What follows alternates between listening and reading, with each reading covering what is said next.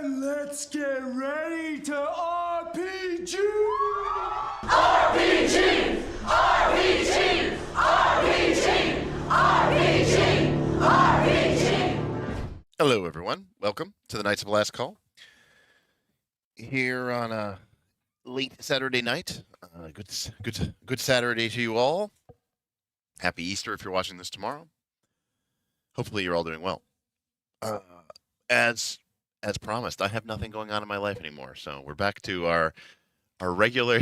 That's right. That's right. Roll for Combat says making up for lost time. I sure am. Roll for Combat. Yeah.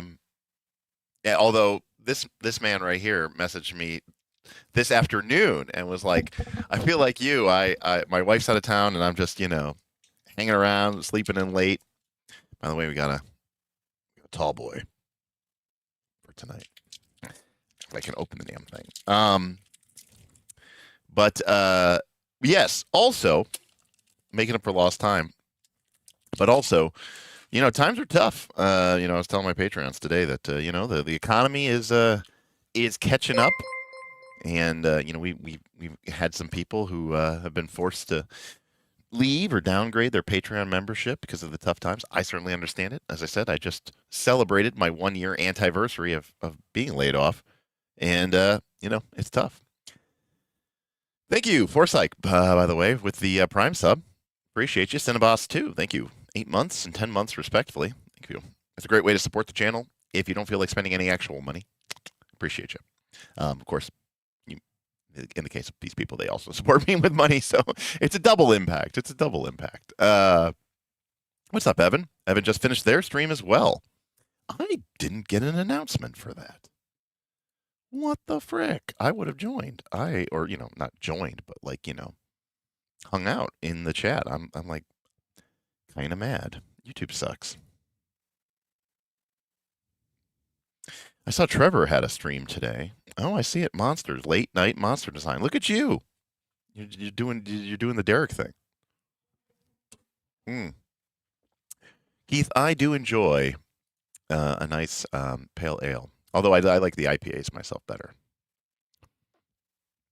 What floor has the hippos? Well, there is a water level. We did talk about there being a water level. Not to bait and switch you here, but realistically, I don't really know that we have to, actually cover what the title says.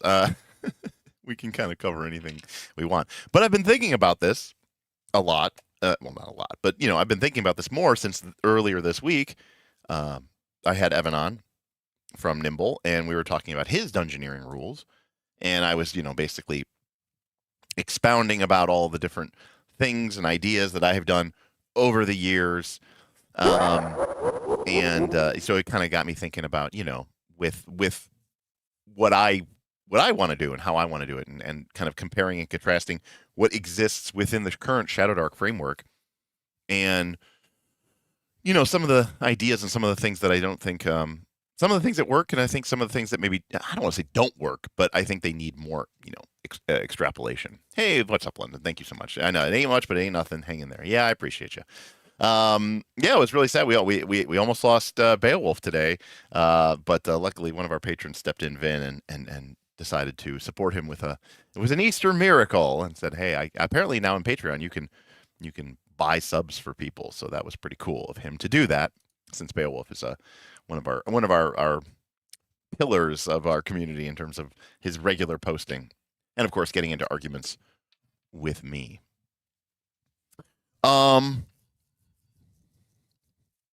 So yeah. It's just, maybe, gas prices.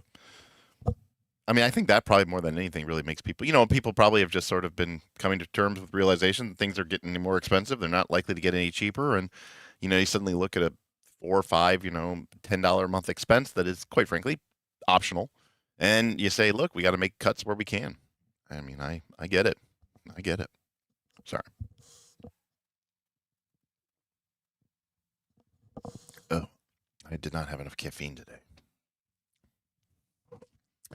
Anyways, as always, welcome to the show. If you have any thoughts, comments, questions, concerns, throw them into chat. If you want to throw them in a super chat or a tip, that's cool too. Appreciate you. This, ironically, this is stream number 432. The last time, not ironically, but the last stream that we did that was Shadowdark was stream number 370 or something, or 360. Because I updated it to the new thing. And that stream had a little a bonus teaser, which was the push to 15,000. So it might feel wow, Derek, it's been a long time since we've covered Shadowdeep.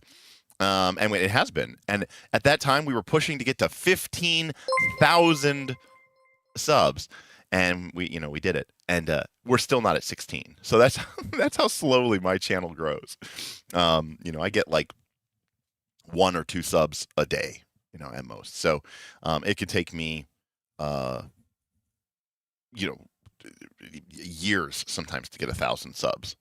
For sure. Anyways, thank you for Prime sub. Freak Max, a new term I did not know. Apparently from the Reddit /4chan /incel community. I didn't know this one. So only 2 years till you, yeah. So yeah, Shazbot, about that. I think we're like at 15 and a half. I mean, we're a couple hundred away. So, it could take, yeah, it could take like, probably maybe by the end of the year. I would say in general, maybe, it takes me a year and a half to gain 1,000 subs. So,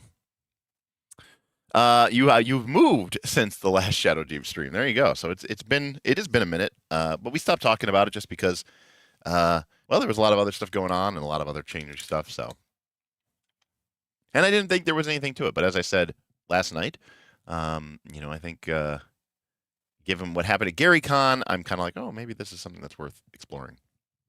We can also talk about some logistical stuff here as well tonight, which would be great. Hey, Kermit, thank you for the subscription from Prime. Appreciate you. Right, we do not have the quantity, but we do have the quality. That's what I tell myself, Marksum, every time I do this. Have I ever seen Earth Final Conflict? No. I did not watch Earth Final Conflict. That was the one with like the alien invaders, and we fought them off or something. I remember that being a TV show. I never saw that one. No. Yes, thank you for the Bezos bucks. That's a great way to call them. That's the key, right? It's free. It's free money. It's free real estate. It's free money. Why not send it my way or send it somebody's way? It doesn't have to be me. Give it to somebody. My God, you're paying for it anyways.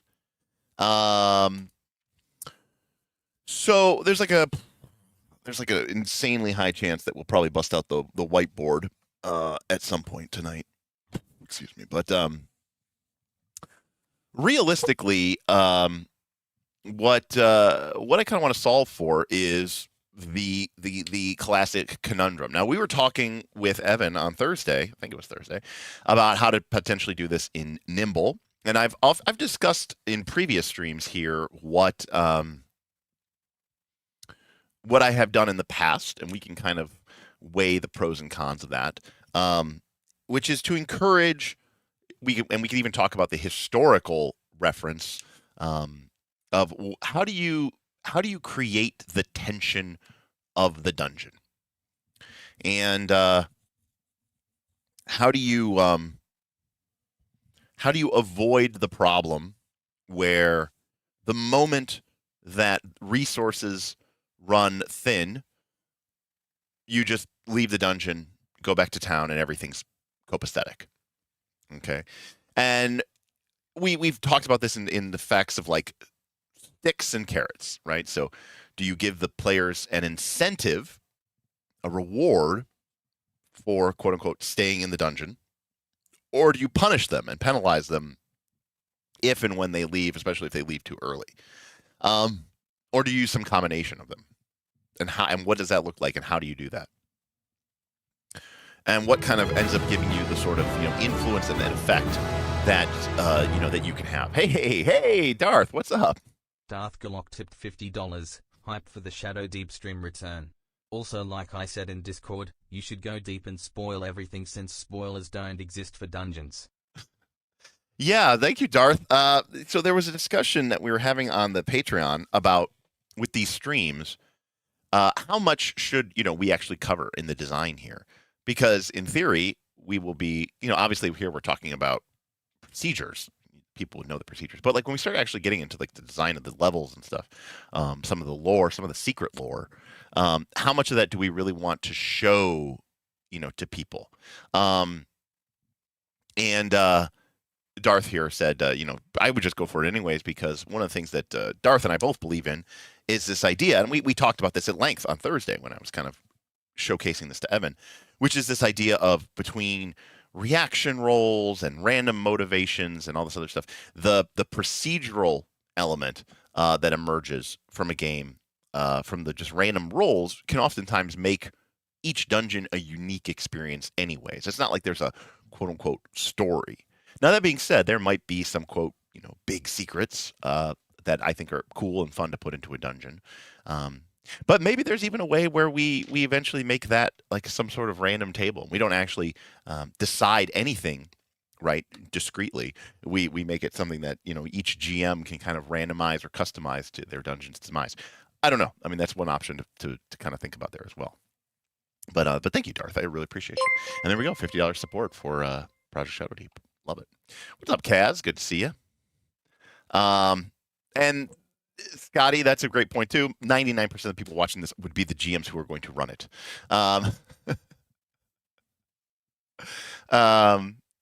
Sure. Okay. Yeah, like 10% can actually be spoiled. Yeah. Okay. Fair enough. But yeah, Ravenloft, right? With the tarot readings and kind of creating your own kind of version of the show of the game. I don't know if the Curse of Strahd works the same way. I actually I don't own or read Curse of Strahd, but obviously I've owned I6, which is the original Ravenloft, and then Expedition to Castle Ravenloft, which was the 3rd edition version of it as well. This is not from Wheel of Time. It's from World of Tanks. That's fantastic.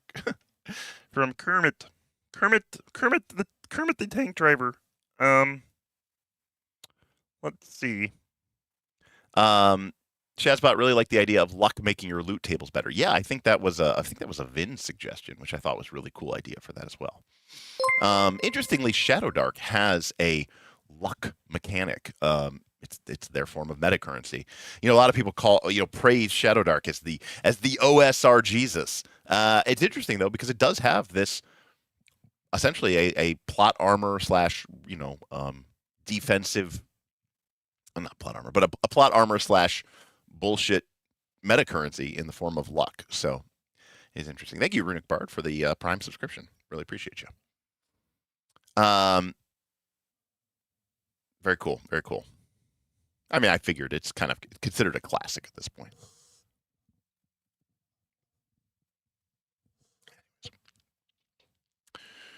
So, again, we'll probably go to the whiteboard at some point. But let's start with the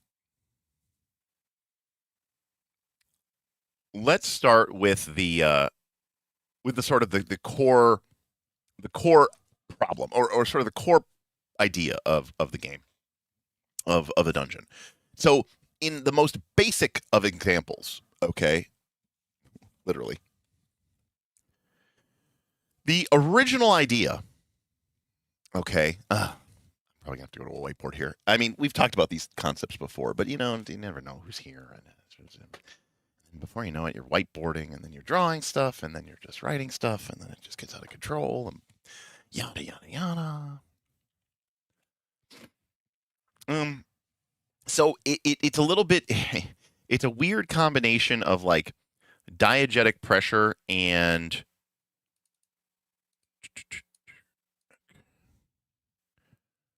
all right. Let me put this into dark mode so it doesn't look so horrible.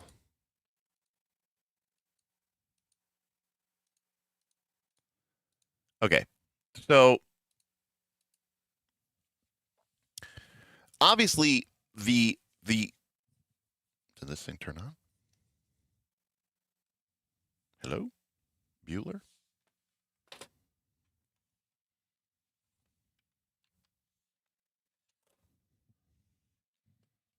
Okay, there we go. Hey, Boothby, thank you for the 8 months. Appreciate that. True, Nate, but it has been a long time since we discussed it. And I mean, to be clear, I am highlighting, we've never specifically covered this. We're just kind of covering the generic point of it. So there's a couple of things here. Obviously, in original, D&D, which includes basic D and stuff like that, right? We understand that there's this idea that treasure is how you got your experience, okay? And not only that, it was a great way to get your experience because, hey, look, I'm sticking out of my thing. How come nobody told me?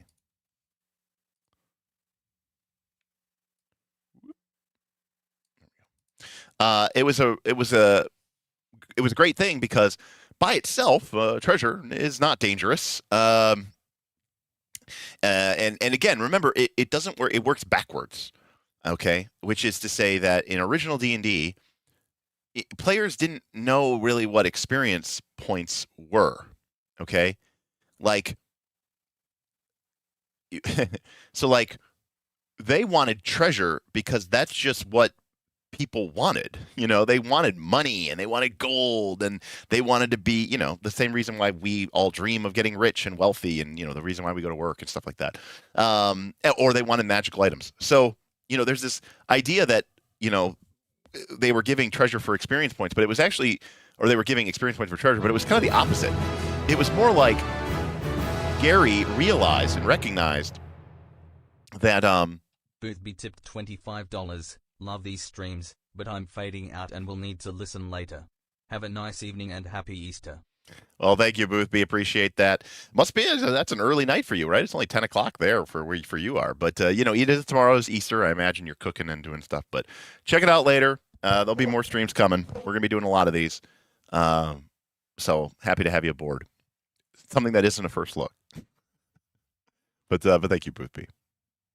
And then of course, Origins planning soon. Thank you, sir. Appreciate you. So you're up at 6 a.m. regardless of when you go to bed? Vomit. On a weekend? What is wrong with you? Jeez. Do I have something that's terrible? No, not really. I just have... That's all I have. That's my terrible thing. Okay. So we know that treasure is equal to experience points. But again, players wanted to get treasures. And so Gary was like, well, that should be what I reward them with for experience points, because that's the thing that they want to get anyways, right? That is what the players are driven and motivated to get. So I'm going to reward them with the game's progression system, the mechanic, you know, aka gaining levels, by doing this. But even then, there was this idea that as a PC, right, or as a player, you wanted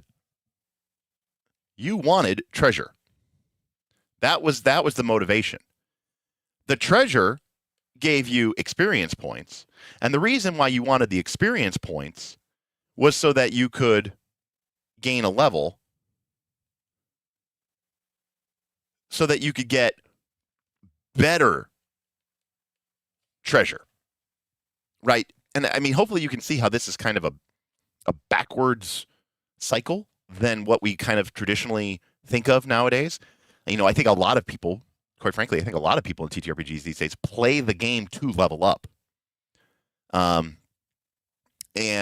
the old idea was that the only reason you wanted to gain levels is because you wanted better treasure. But really what you wanted was treasure. If you could just get the treasure without having to gain levels, you would just do that, right? So that is kind of one of the core premises of it, of this game. So when we think about like basic D&D, there was this idea in the original version of the game, which was basic D&D, which is levels 1 to 3. And the idea is that you had a town, and very nearby you had the dungeon, okay? And the reason why is because at this point in the game, there wasn't really rules for overland travel. Overland travel was considered advanced play, expert level play, even. I should actually refer to this as expert level play. And generally speaking, it was accepted that the wilderness was very dangerous and deadly. And so you had this dungeon that was essentially right outside of the town. However, there was a couple of caveats to this. One is that the dungeon itself was usually considered to be sort of the starter dungeon. It was small-ish. It was only going to take you through the first couple levels of the game. Two, and this is an important thing, the treasure, and I'm going to use a generic term here, wasn't good. So this is an idea that sort of evolves, and this is kind of where we get to a problem later on with our Mega Dungeon, which we'll talk about. But there's this idea that, right, we are so used to thinking of games as being very balanced and tied into expected treasure curves, and you're fighting a CR5 creature, so of course the treasure is CR5, right? We think of the game in these very balanced, fair terms. But that wasn't necessarily the way that these original games were structured. Again, they became kind of structured more like a West March, as became known. But that West March was just a sort of an attempt by Ben Robbins to recreate the original thing. So what I'm going to do here is I'm going to come up with two terms. Okay, so we're going to have the threat.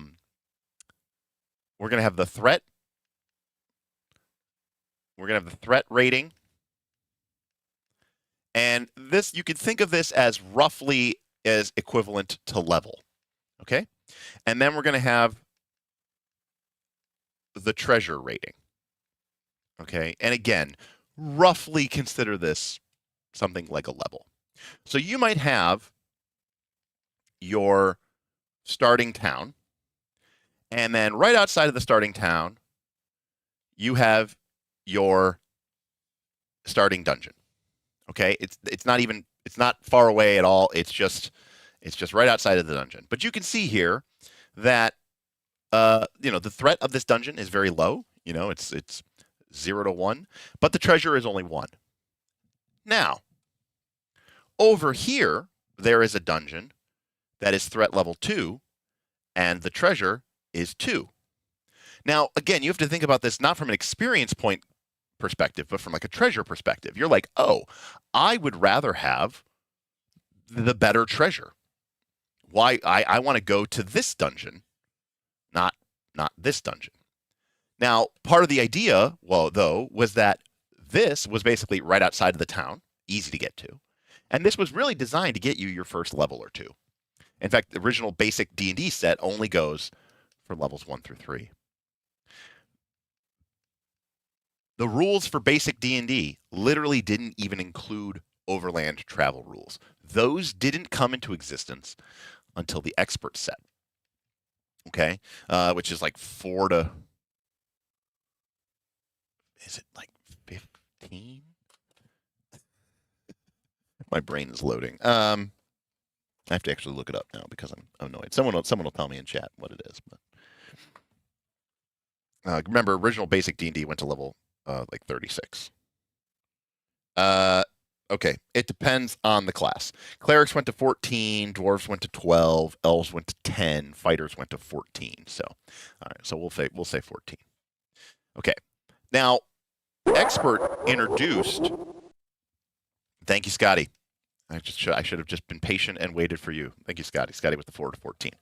So, expert included these rules for overland travel, and we're going to get to that in a second. As always, I'm not just here to just discuss things with you. I want you to think about these, and this is how I think about things from a structural perspective. So this dungeon is further away. This dungeon is going to involve some form of overland travel. And so in the original context of the game, when you just started a new D&D campaign, not only was overland travel difficult from a gameplay perspective, right? It was difficult for the GM, it was difficult for the players, but it was also difficult for the player characters. Okay? And the reason why it was difficult for the player characters is because overland travel had a lot of risk. There was the risk of getting lost. There was the risk of getting attacked and eaten by scarier monsters. Okay? Because in a dungeon, weirdly, ironically, if you went to a level 1 dungeon, you were pretty confident that you were going to fight level 1, maybe level 2 monsters. If you went to a level 2 or level 3 dungeon, you might fight level 3 or level 4 monsters. But in the overworld, in the overland, okay, the idea of these level ranges didn't really exist. When you traveled in the overland, okay, you might encounter a dragon, an owl bear, any number of things. If we take a look here at the wilderness rules from the expert set, we could get all manner of stuff. So while when you went to a dungeon, I don't know if I have, let me see if I have expert on my computer. I can just bring it up so we can all share in it.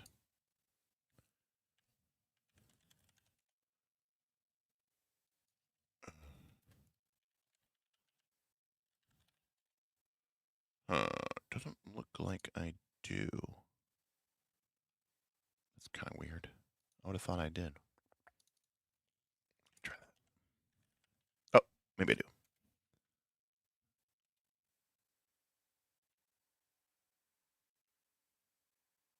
No, it doesn't look like I do.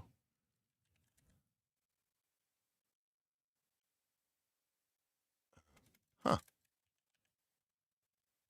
Well, what'd you know? All right. Well, anyways. Sorry. So, when you go to a dungeon, you can expect that you are going to, say, roll on a random encounter table that is going to be, somewhat reasonable. So this is from the expert book. So this is the wandering monster table for levels 4 through 5. This is what you're going to get in the dungeon. Okay? This is what you're going to get in the dungeon. However, when you're in the wilderness, okay, you are going to get any number of creatures. For example, if you are in, say, the woodlands, okay, you could get a dragon. You could get unusual. What is unusual? Let's see. Could be things like blink dog, displacer beast, medusas, werebears, werewolves, were-tigers, centaurs. Okay, you could potentially roll humanoids, which could get you hill giants, fire giant, like wilderness encounters were, we're used to thinking of like in terms of like Final Fantasy, where it's like, oh, this is the starting area. The random encounters for the starting area are easy, right? But that wasn't the case in D&D. Okay, in D&D, the terrain dictated what chart you rolled on. And by the way, the chart I'm talking about is the grasslands is the easiest one.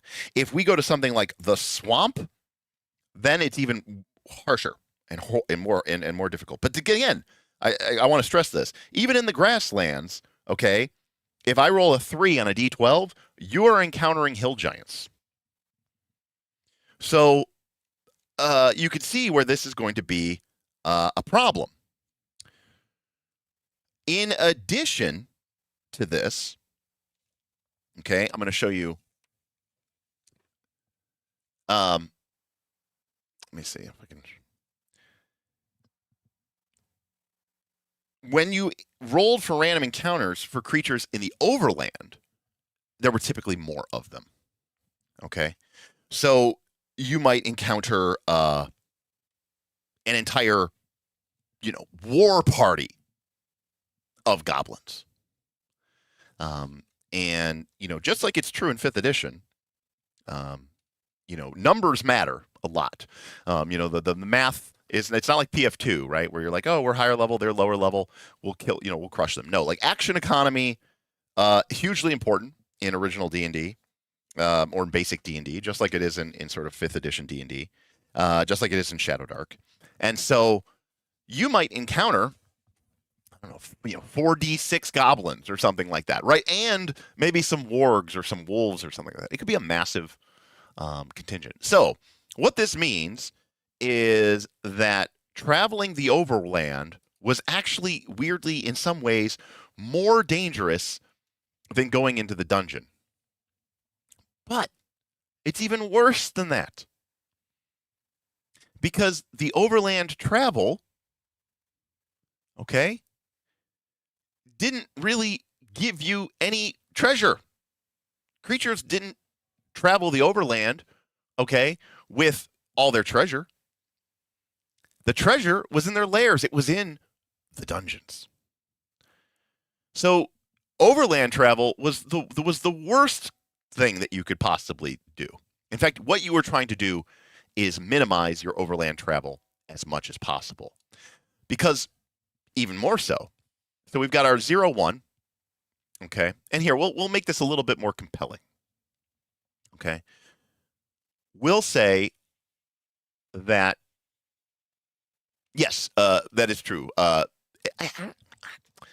Basic still maybe had the percent chance of lair. I mean, AD&D Anna clearly had the percent chance of it in lair.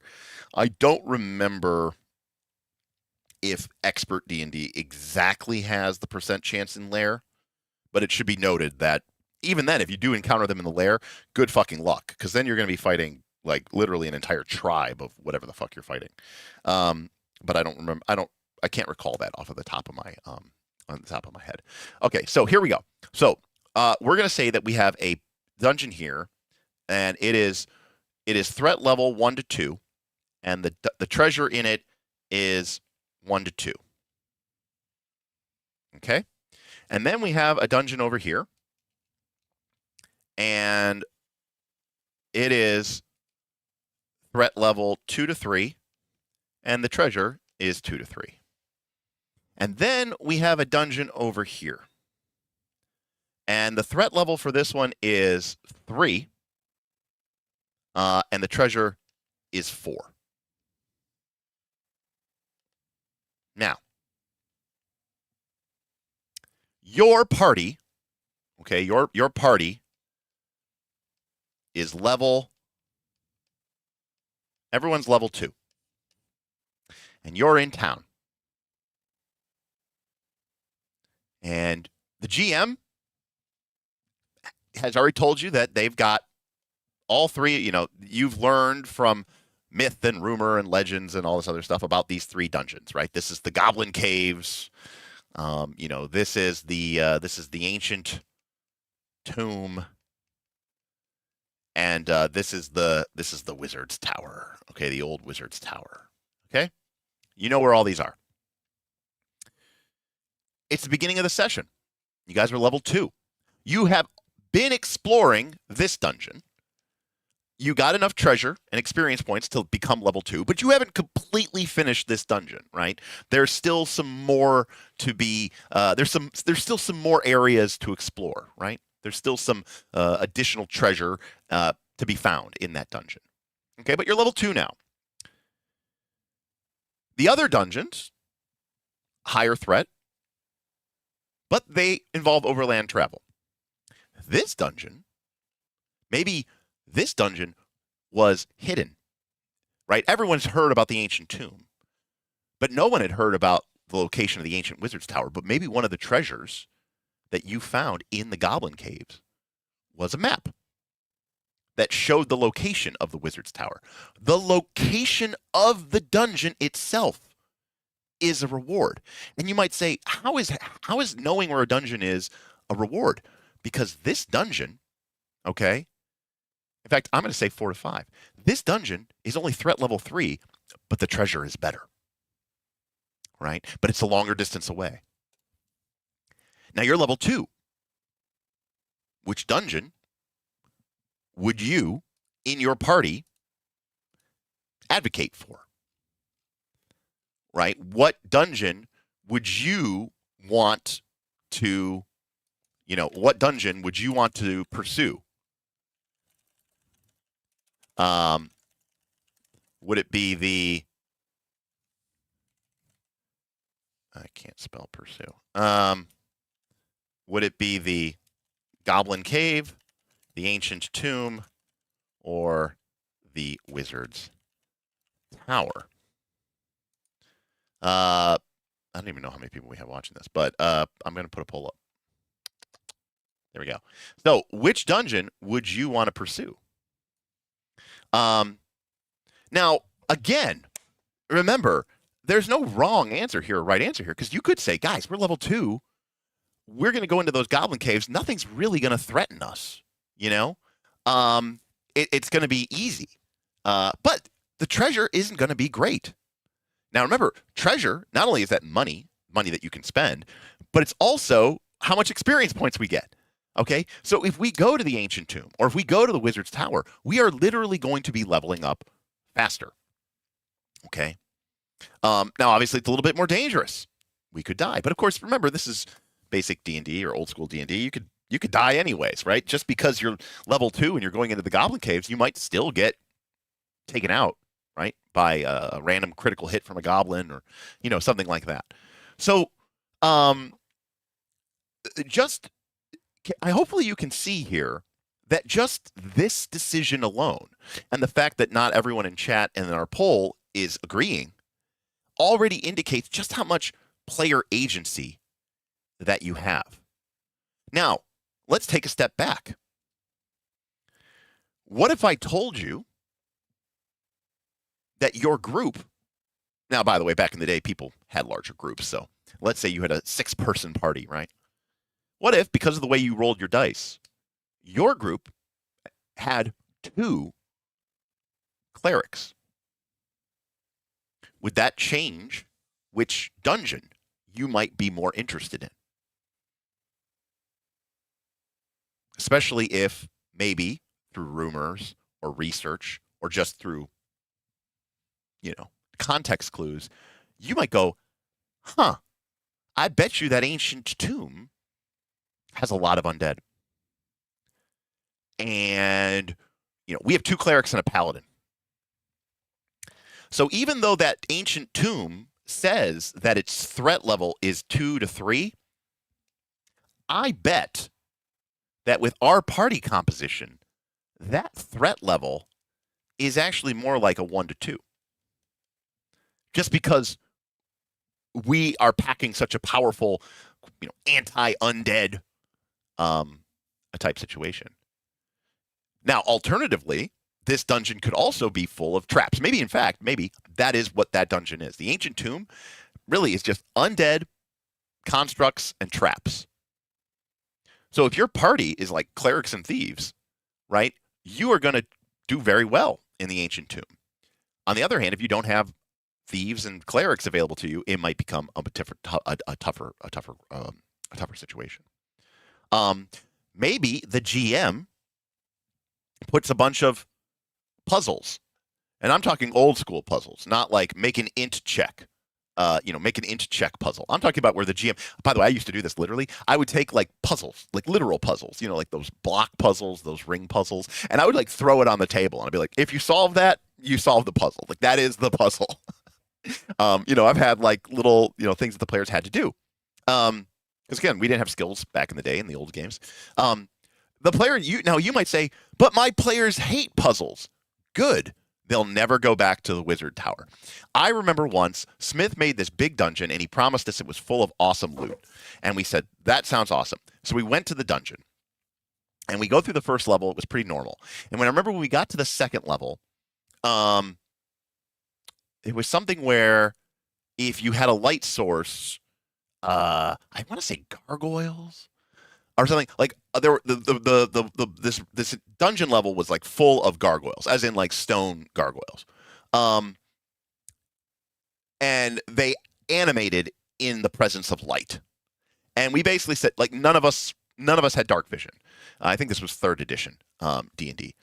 So none of us had dark vision, and we were basically like, we went down to the second level, first level was okay, and we went down to the second level, and we were like, okay, and then we suddenly noticed that the gargoyles were like, coming alive in our light, and we were like, what is going on? And then we kind of figured it out. We're like, oh, maybe this is just unique to this one room, and then we quickly realized, like, no, like, every room, every corridor, every place in this second level of this dungeon had, 2 to 4 to 6 gargoyles in it, and we were like, okay, and we literally looked at our character sheets, and we kind of said, yeah, no, we're not coming. We just left and we never came back.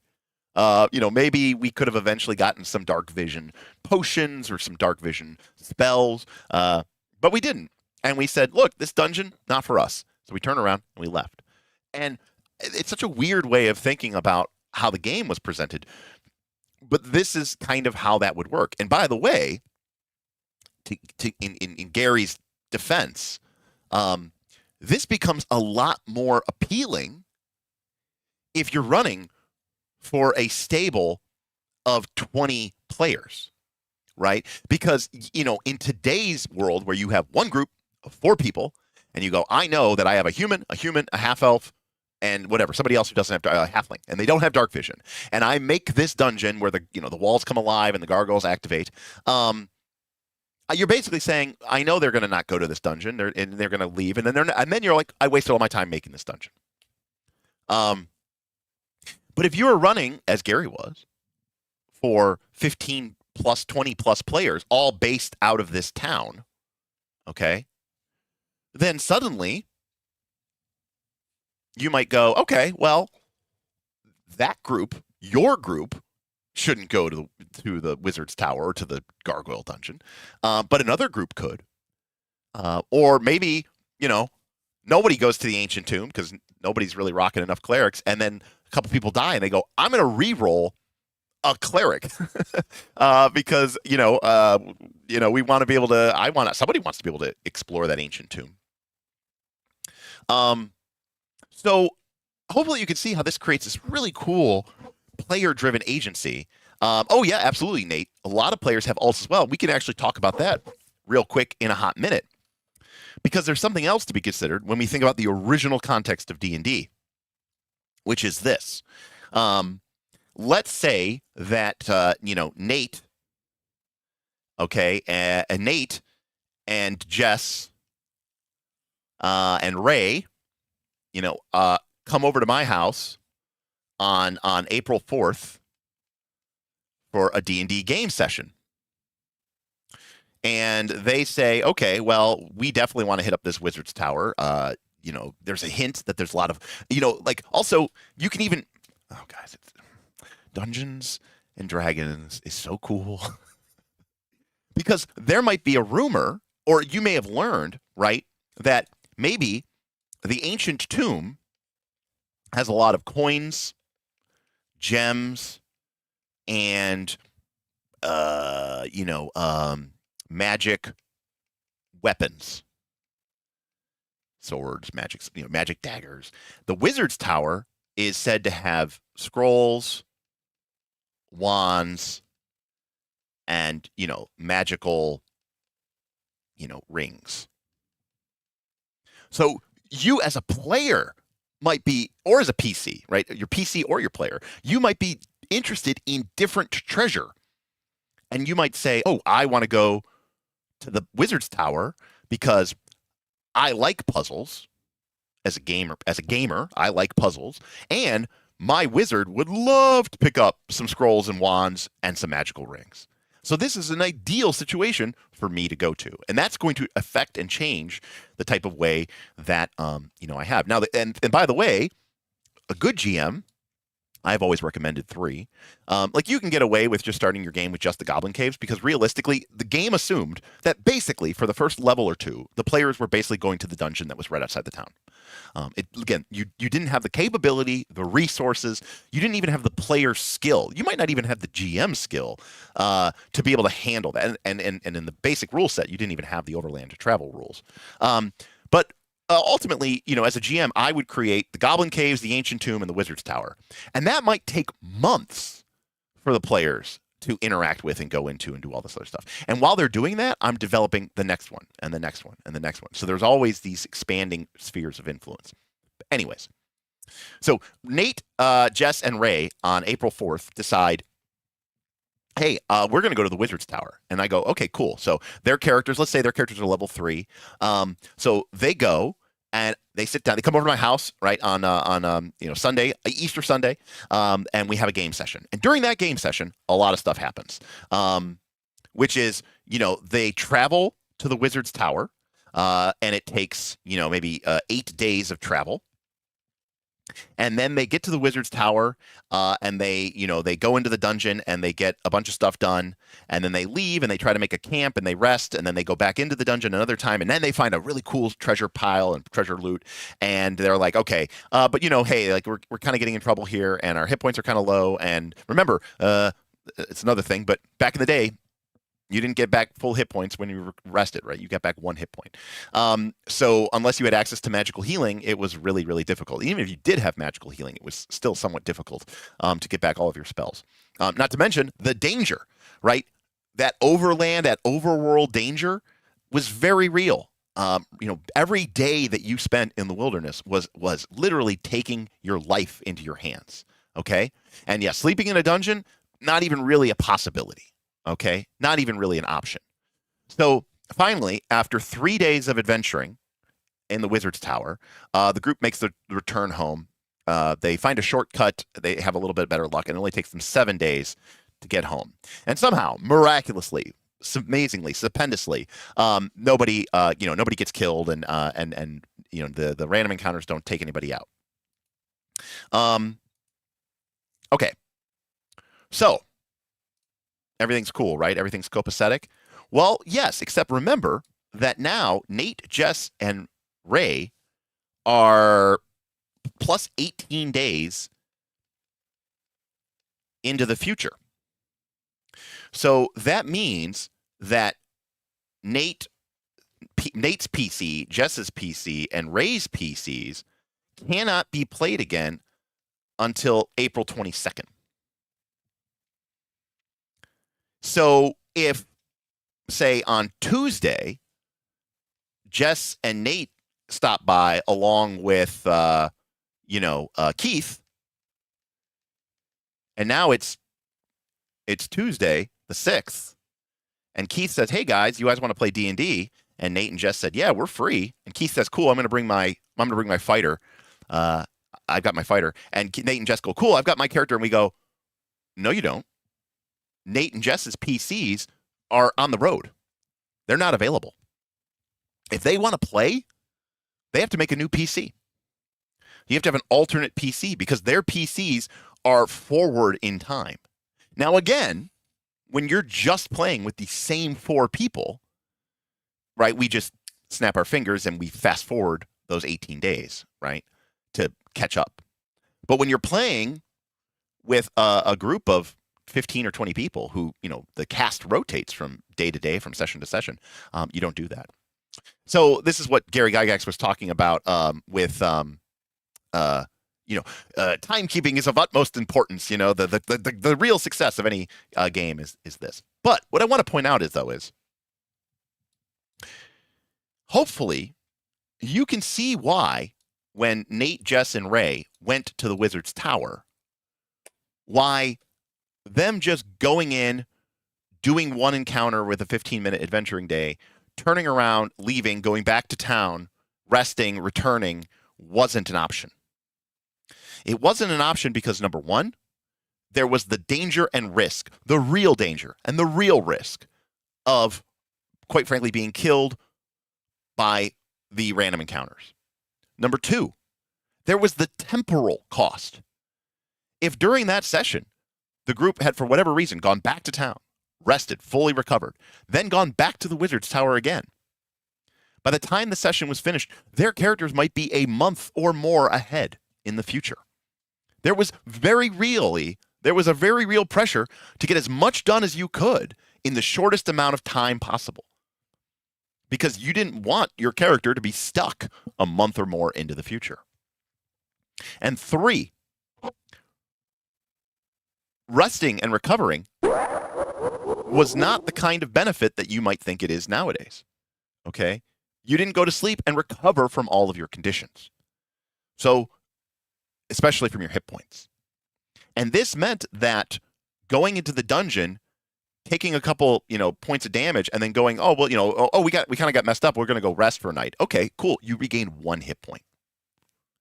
Now, obviously, clerics help a great deal, which is, one of the reasons why they are considered to be, the hallmark, of a D&D campaign. But I want to point out that, the kind of abilities and spells that we're used to having, that didn't exist. Okay? Your level 1 cleric didn't even have spells. Your level 2 cleric had 1 spell. So, sure, they could, instead of everybody gaining 1 hit point per day, they could gain 1d8 plus 1, right? Nope, not in basic D&D. It was only 1d6 plus 1. So even the healing was less. And it didn't scale. It didn't scale by level or anything like that. And you might say, yeah, but then, you get cure moderate wounds or whatever like that. No, cure moderate wounds is a relatively new invention of the game.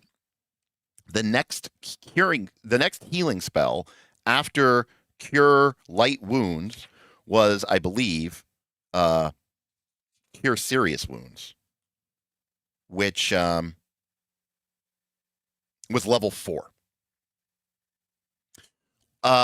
So like realistically, you would never get you would never get like your character. I don't even know what level you got. Cure serious wounds. Let's see how much it heals. Yes, it heals. Ready for this? Cure serious wounds. How much does it heal? 2d6 plus 2. 2d6 plus 2. It's literally a double strength cure light wounds. And you might say, "Oh, that's cool. I'll just use all of my spell slots to take cure light wound spells." You couldn't do that back then. You weren't allowed to do that. So, first level spell slots were for first levels spells, not, second level spell slots were for second level spells. So you didn't get this.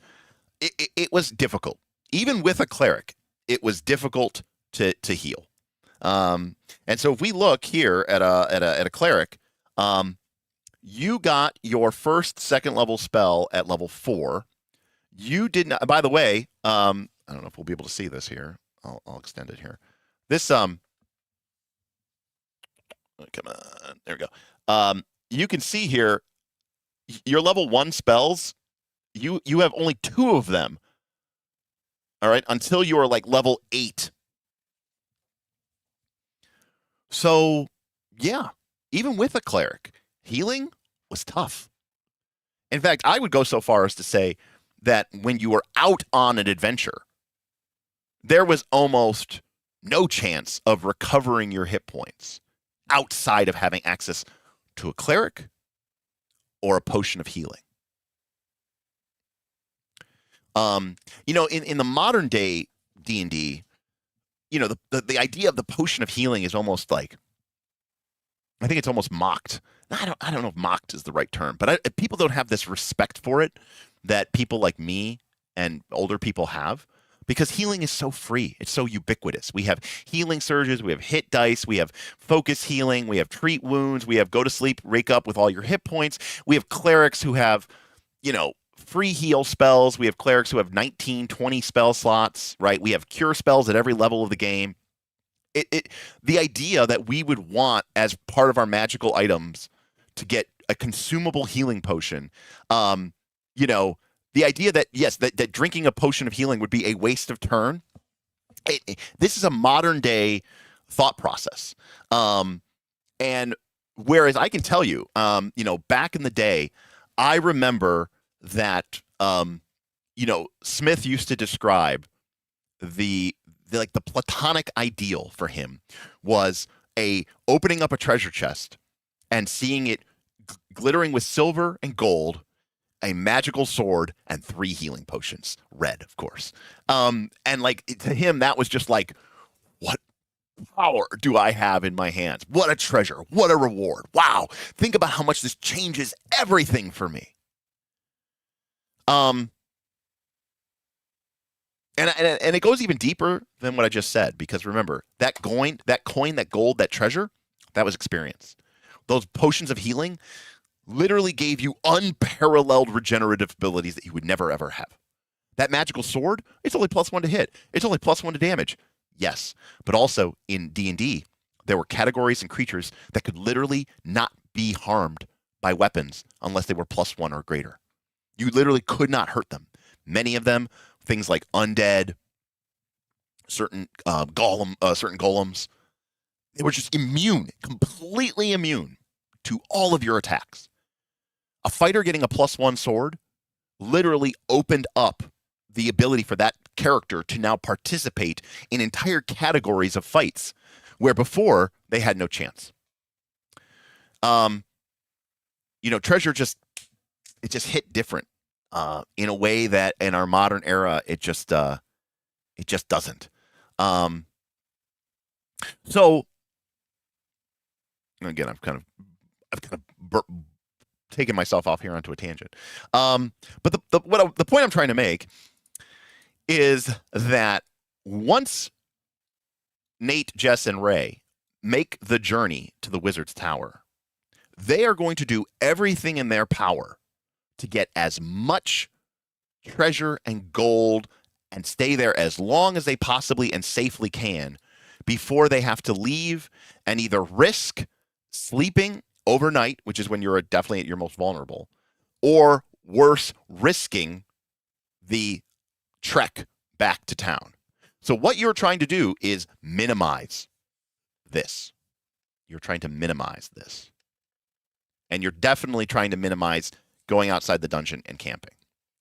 And what this all ends up becoming is that it is very much in your benefit. There's a lot of sticks. There's no carrots, by the way. There's a lot of sticks. Because we haven't even discussed some of the other sticks as well. Which is, especially with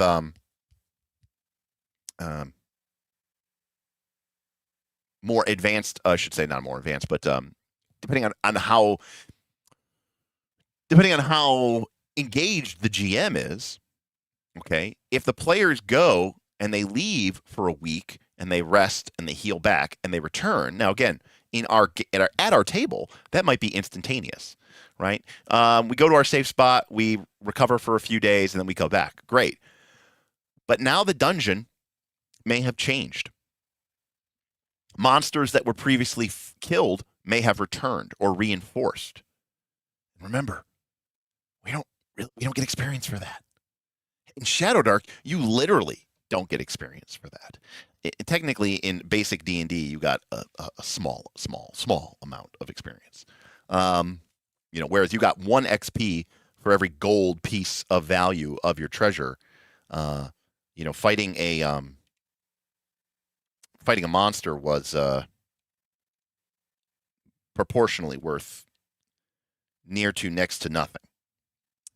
Do they have the experience point chart? Yeah, here we go. The base XP value for a 1 hit die monster was 10 XP. And remember, you needed thousands to level. Thousands of experience points to level. So, a goblin was worth 10 XP, roughly. Not a lot. Right? So, and keep in mind that a goblin literally could kill you. So, and that XP is divided, by the way, amongst every party member. So, you begin to see where this sort of, it's all these sticks, but it basically meant that your characters were stuck and engaged and basically in the dungeon.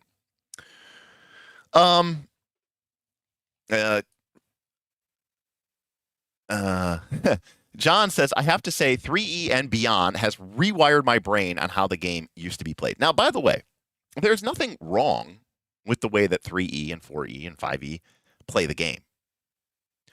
All I'm saying, I will say 2 things. 1, it was a very different game. 2, the games like 5E, 3E kept some stuff and got rid of. They kept some stuff, but they got rid of other stuff.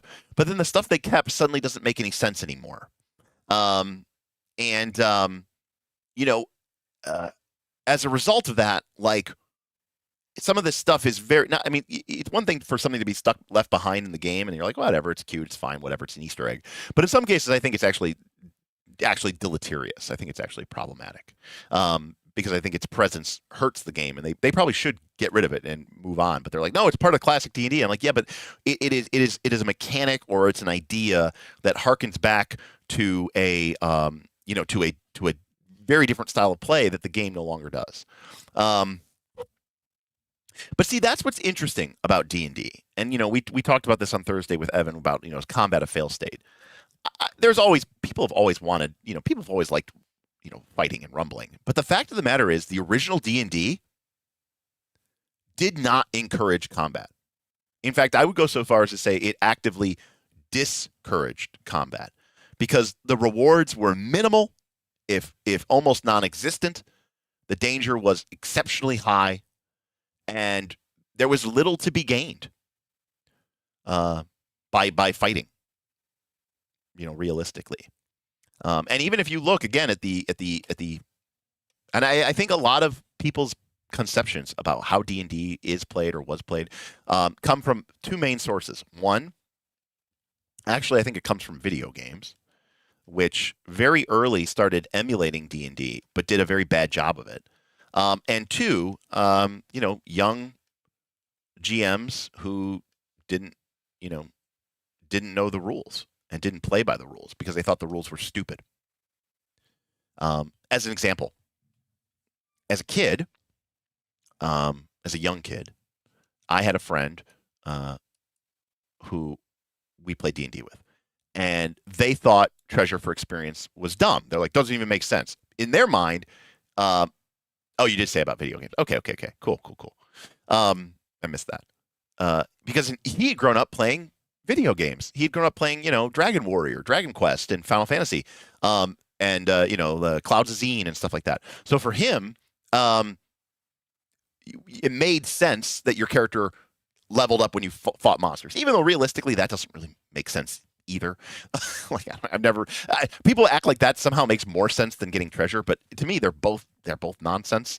I don't know why my wizard got better at casting spells because we killed a bunch of goblins. Anyways, so he didn't use treasure for experience, and that meant that for my fighter to get 2,000 XP to level in AD&D 2nd edition, which is what we were playing at the time, I needed to kill something like 200 or more goblins, which was like impossible. And so the game just didn't work. To say nothing of the fact that, so this is where bad problems created other problems. The original game, now you might say, well, let me get this straight. Combat isn't really rewarding. It's very dangerous. It sounds like it should really quickly kill you, and it would, except the thing is that when you had a random encounter, you were supposed to roll the 2d6 reaction roll. And only on a result of a 2 does the monster immediately attack. Now, yes, it's likely to attack on a 3 to 5, okay? But it might not 100%. So, what does a 3 to 5 look like? I'll give you an example. This actually happened. Forbidden Lands. Oh, sorry, buddy. Forbidden Lands doesn't have a reaction table for its random encounters. But when I was playing it, it's very old school, so I added that. And the group encountered a group of orc brigands early on in the campaign. It might have been the first session or the second session. This is, by the way, the fight where Tim died. And the orc brigands encountered them on the road, and they kind of sized each other up, and the orcs were basically we have no qualm with you. Leave your gold and your weapons, and we'll let you go in peace. So is that a hostile threat? Absolutely. But are they immediately attacking? No. The players had a choice. They could have been like, all right, we'll give them all our gold and our weapons, and maybe they're like, we'll just fucking suck it up, or maybe we'll try to track them down and, I don't know, kill them in the night, or any number of things. Obviously, the players chose to say, enough talk, and they started a combat, and then Tim's character got taken out and died. But my point is that these random encounters oftentimes didn't result in a combat, even when they were with monsters. And so, but people didn't use these rules because they thought they were silly, and they were like, no, I'm the GM, I should decide what happens. And what does the GM always decide happens? You got it. The monsters attack immediately, because that's just what DMs did, because we were young and stupid and we played video games. Secondly, there was this idea of morale. It turns out, yes, fighting 12 goblins, where action economy matters in a very dangerous old school game, will kill your characters. Which is why, in the original rules, once even, I think, a single goblin, it varies from edition to edition, so I don't want to I don't want to misspeak. Uh-oh, we're gonna be getting a bunch of adventures. I'm gonna let that run.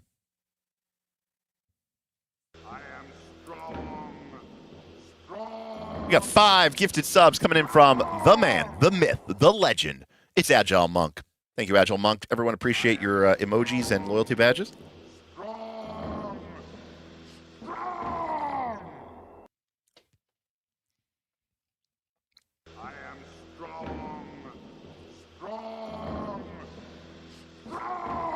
You know, I got to be honest with you. You know, we've come a long way, Agile Monk, because the fact that I can get 63 people on a random Saturday night before Easter, you know, with no real, no real preamble is pretty good. But thank you, Agile Monk. I really appreciate you. And thank you, guys, everybody, for being supporters, and enjoy your emojis. You are indeed strong. So yeah, if we look at basic D&D here, which is, you know, this is the OSR playbook, right? You make a morale check when a side first suffers a casualty. Okay? Malum is 100% correct. Turns out most things don't want to fight to the last man. In fact, you know, you want to talk about simulationism, like, you know, most armies and stuff rout after they suffer, like, you know, even 5% casualty. Like 5% casualty rate, 10% casualty rate would be an insane casualty rate for a single engagement or a single skirmish. And we're talking about creatures, typically, which are evil and cowardly or animalistic. So they definitely should not be fighting to the last, right? So if we look at the morale rules in basic D&D, we see that once a side has their first death in a combat, everyone checks. And then, after half of the monsters have been taken out, you make a second morale check. This means that for a creature to essentially fight to the death, it has to fail both of those checks. Now, why didn't people use these rules? I'll tell you why. Because we didn't want the monsters to run away. Well, why didn't we want the monsters to run away? Because the monsters were the experience points, and we want to level up. So if the monsters run away, I'm not going to get the experience. You might say, well, GM should award the experience points for defeating the monster. Maybe, but most people that grew up in the 90s and the 80s didn't play like that because that's not the way video games worked. But also, too, I can understand from a certain perspective as a GM that, because I've been there, you feel like you're like, my job here is to challenge the players. And if I'm giving the players all this experience for fighting these monsters, and the monsters didn't even do anything, they just, one of them got killed and then the rest of them ran away. As a GM, because I've been there. You kind of feel this like, I feel like I'm giving them something for nothing. Right? You feel like you're giving them something for nothing.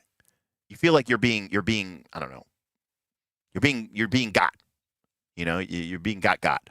So there's this knee-jerk reaction as a GM. You're like, no, they need to earn this experience point. You know, I'm not going to have the monsters just run away. If they want to get the experience points for fighting the monsters, they have to fight the monsters. But now shift your context. What if the monsters were worth essentially no experience points? Right? What if they basically, it's like a drop in a bucket. It's worth almost nothing. You literally don't care about the monsters. That's not how you challenge the players. The players don't even really get much experience points for them at all. So now, if the players engage the monsters, they quickly launch a volley of arrows. They kill 2 goblins right away. Maybe like half of the goblins flee right off the bat, and then the remaining goblins are quickly picked apart, and then the few that remain run away, right? Well, guess what? You're like, oh man, most of the goblins ran away, and they didn't really do anything to the players. And you're like, that's fine. Here's 100 experience points for 10 goblins, divided amongst 5 PCs. That's 20 XP for each of you. The fighter needs 2,000 to level. So if we do that 100 more times, the players will level. It doesn't matter. It's 1%. It means nothing. And so once you have that experience, yeah, right, and you even need more for your wizard or your elf or whatever, and that's just one level. So it suddenly shifts your perspective about what this fight even means and how it means. And also, as another level component, let's say in that fight against the goblins, let's say let's say the players are level 2, right? We had our example of Nate and Nate and Jess and Ray, and they were going to the Wizard's Tower. Maybe they had that fight versus the goblins. And let's say that Nate is a fighter, and big Nate has D10 plus 1 hit points per level, and they got 8. They got rolled a 7, and they got 8 hit points for their first level, and then they rolled a 6, and they got 7 hit points for their second level. So Big Nate has 15 HP. Pretty sick. I'm a fan of Nate. Nate's rocking chainmail and a large shield. His AC is 3, or as we would say in the modern day era, 17. Very strong. Go, Nate. 15 hit points. Well, if that goblin, if in that entire fight, that goblin hit once and did 3 points of damage to Nate, and Nate is now at 12 of 15. Believe it or not, in old school D&D, that's like worth it. Great. That's what we want. We want that slow trickle of attrition. Because there's no hit die. There's no infinite font of healing. There's no go to sleep, wake up, all your hit points are restored. That one small wound from a goblin is going to take 3 or more days for Nate to recover from naturally. And each day that Nate spends sleeping, there's like a 20% chance that the party TPKs. So Nate's going to go, okay, we're going to keep going, and I guess my max hit points is now 12, right? It's not a nothing burger. It's a big deal. And also, it becomes a lot more legit when you die at 0. Now, I'll be the first to admit that I do think dying at 0 is not fun. But this is a separate conversation entirely. I will say that, but I don't like dying rules. I don't like death and dying rules. Those bore me to death. What I like is what Forbidden Lands does and what Dragonbane does, where when your character goes to 0, you roll on a injury table. And it might just be a flesh wound, or it could be that your character did get killed. I like this a lot more than going to 0 is just kind of either, it basically means nothing happens, or if people leave you alone for like 4 or 5 rounds, you die. I find that to be kind of the worst of both worlds. So I much prefer, this. Anyways, right, it's a death by 1,000 cuts. I've talked about this before, but one of the things I do when I run basic D&D, and I do run basic D&D, is I tune the damage way down on lower level monsters. So, something like a rat or something only does 1 point of damage. A kobold might do D2 points of damage, because I want, even at first level, I want you to kind of get nickeled and dimed, and I think that's really, really cool. The draw steel methodology is definitely more super heroic. But it works well for that genre of game. So all of this is to say, we need to solve this issue for when we have a town, and then we have this massive mega dungeon, which is presumably somewhat nearby. And even if it's not nearby, the journey from town to the mega dungeon will eventually become irrelevant, right? Irrelevant, because the players will have out-leveled the threats.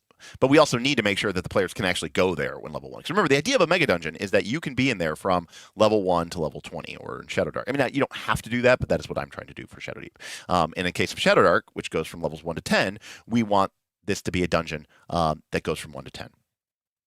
So how do you make that matter? The other issue is that, bringing this up as a PDF,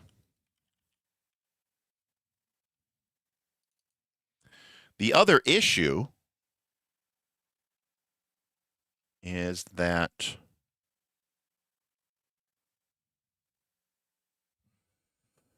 okay, what's going on? The other issue is that in Shadowdark,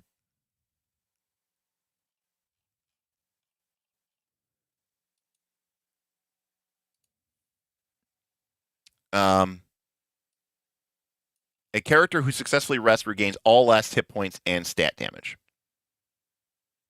So Shadowdark has go to sleep, wake up, have all your hit points recovered. This is the default rule for Shadowdark. Now, one of the things that this stream is about this idea of like, does my Megadungeon have to have its own variant rules? Because Shadowdark does have some variant rules for things like torches and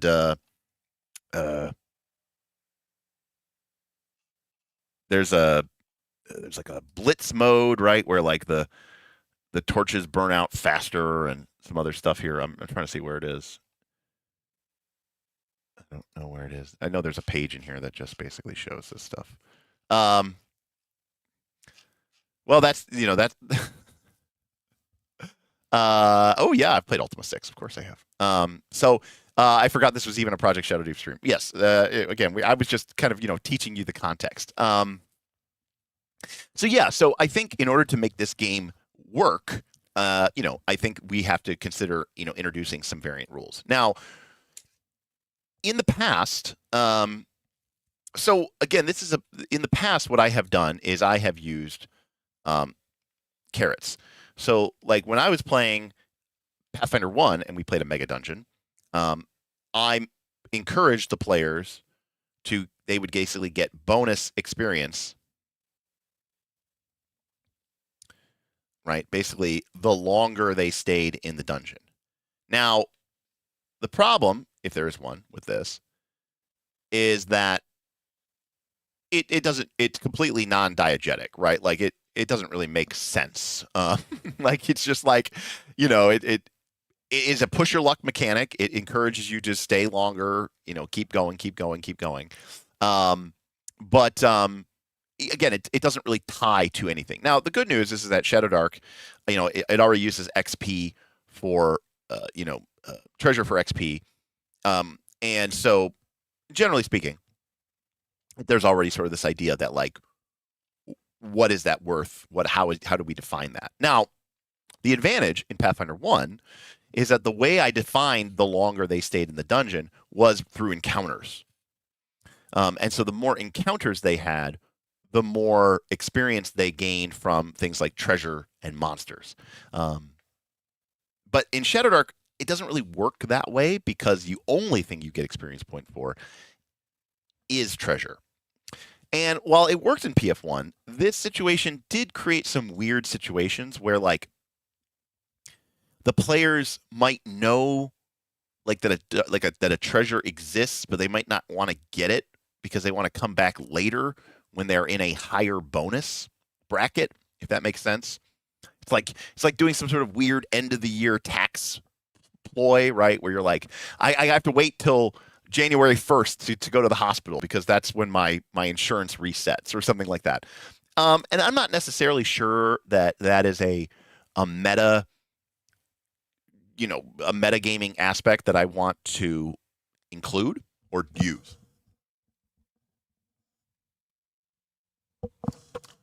Now,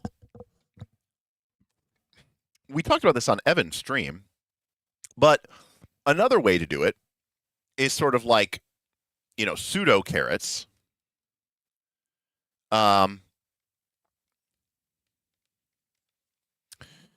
Which is to say that like your characters might receive in town, your characters might receive a buff.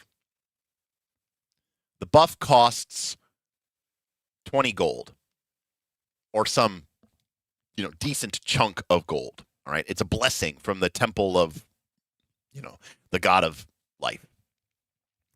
And they will bestow this blessing upon brave heroes. But, requires a tithe. Okay. So when you get the buff, you get 20 gold. And you get +5 max HP. So in the case of our boy Nate the Great, he goes from 15 max HP to 20 max HP.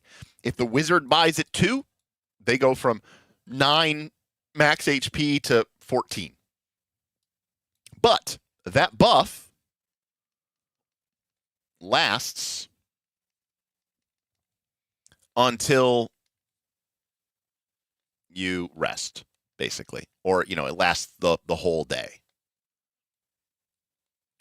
24 hours or until the next sunrise or something like that, right? Now, imagine your group, you're playing in a group of PCs, and as a group, you guys have, a couple hundred gold from your last venture, which you wanted to get anyways, which gave you, experience points. And then you go, as a group, you decide to spend 100 of that gold, 20 for Pumpkin, 20 for Nate, right? 20 for Derek. And we all get +5 bonus XP. We're only level, or +5 max HP. We're only level 2. So most of our hit points are going to be somewhere, right? And we're rolling random HP. So like most of our hit points are somewhere between like 6 to 12 or something crazy. Do fighters get D10s in Shadowdark? I probably should know that, but they get D8. So it's even older. It's not even 80 and 80. It's even older school than that. Fighters only get D8 per level, plus your con bonus. So, let's Nate, our fighter, might have 12 hit points, and now he's going to have 17 max hit points. Now, if we go into the dungeon and we fight one thing and we turn around and go back to town and sleep, we could do that. But then that buff goes away. So it's like a pseudo carrot where you give the players maybe these potentially, and we'll probably get into a conversation about this as well, which I want to talk about because it's important to understand everything about what we're trying to do here. Is that buff lasts, and the players are going to go, it's a sunk cost. We paid this money. We want to get the most out of it. Here's the advantage, though. I'm probably going to go this route, and I'll tell you why. Because the other route, let me think of another way. How do I describe this? See, someone said, Derek, you should write a book about GM advice. And I said, I'm so bad at explaining things, it takes me forever, that finding the right words would be very difficult. What I like about live streams is I can say stuff, and then I can say, it takes me like 20 minutes to say it. And then if I still don't make any sense, you guys can tell me that I don't make any sense, and then I can try to recontextualize it. But there's also just a lot of stuff going on around up here. And also the white monster is hitting. Cheers. The problem with the old method of going to the dungeon and you have this very risky return means that the players can kind of get into a almost like a very fatalistic perspective, where is the players can make all the right decisions and then return home and still die. That part, to me, doesn't sit right exactly. Vin was talking about how in his game, oftentimes in order to keep the players engaged in the dungeon and not just leave, he'll just basically trap them in the dungeon. And I said, I don't think that's as fun because you've removed the agency. What I like about this methodology is that nothing is keeping you in the dungeon except your own greed and your own devil may care attitude, right? Because I'm, yes, I mean, technically, there's still random encounters in the dungeon, and you might encounter things on your way back to town, right? But it's not like the 8-day travel that, can completely kill you and give you no chance or whatever like that. Instead, it basically says, you are always making that decision about how much you want to keep going. And it's always up to you of like, do we go one more? Now, listen, I'm not against the idea of the players becoming lost or trapped or teleported or illusion. Those can all be fun gimmicks, but used sparingly and not, used somewhat sparingly. Well, let's just call it that. But what I like about this methodology is really two things. One, it gives the players something to spend their money on. And two, it puts the players in the driver's seat of controlling how much risk they have. Because again, the players could, if they wanted to, they could just play this game as a 15-minute adventuring day, where they go into the dungeon, they fight one thing, they turn around, and they go back to town. And yes, that would be, quote unquote, very easy and very lame. But my instinct is that given that the players are going to have all this gold that they accumulate as you do in an old school game, and unlike in like say a 4E or like 3rd edition type game where you have this easy conversion where you can just convert all that gold into a magic item market, or you can convert it into a magic item creation system that doesn't really exist in Shadowdark and definitely didn't exist in old school D&D. So you have this problem of like, what are we going to do with all this gold? Now, traditionally, the answer was nobody knew what. I guess you were saving it up until you became a king. And to be clear, it was really a problem. Instead, and also, too, there's always been this kind of like issue, right, where players are like, oh, I spent all my gold, making a cool temple. And you're like, I should have just bought a magical sword. But even if they do spend all their gold on the magical temple, it doesn't feel as cool, because the magical temple doesn't do anything for you. And I saw some people earlier in chat talking about why the town is so important. And I agree with you. It is. Because what I really want to do is set up an entirely different procedural element. And to be clear, other games do this. Sounds Like Crows, which is the new game coming out for MCDM is going to be doing this. But this is like a classic example of like, just imagine like that you're playing. It could be anything. It could be an RPG. It could be a board game. It could be a video game. Okay, and there's a shop, and it's like 100 gold for a healing potion, and it's like 250 gold for like an armor potion, and it's like 500 gold for a levitate potion. Okay. And then there's an option for 1,500 gold to, letters are hard, to permanently upgrade the shop. Right? Yeah, I mean, I'm just making these numbers up, Keith. So like, that's this is something that I do all the time. All the time. When I ran, and you guys are 5th edition people, I know, generally speaking, I just make an assumption that everybody's a 5th edition person, and everybody's much more of a 5th edition person than me. Right, because I don't really play it. Bob, right, our boy Bob, when he first came to play D&D with me, or when he first came to learn RPGs with me, he wanted to learn how to play D&D. Okay, and I said, okay, I'm going to run, because I know it. I could literally run it without the adventure. Literally, I said, okay, I'm going to run Sunless Citadel for you. It's a classic, easy dungeon, right? And it's classic. I think it's not a great dungeon because it's pretty linear, but it does enough for new people. Bob had never played a role-playing game. He got his crew together. Some of those people would end up being on our first season of Rise of the Rune Lord. Some of those people did not. But this was the first game we played. This was before we officially became the Knights of Last Call.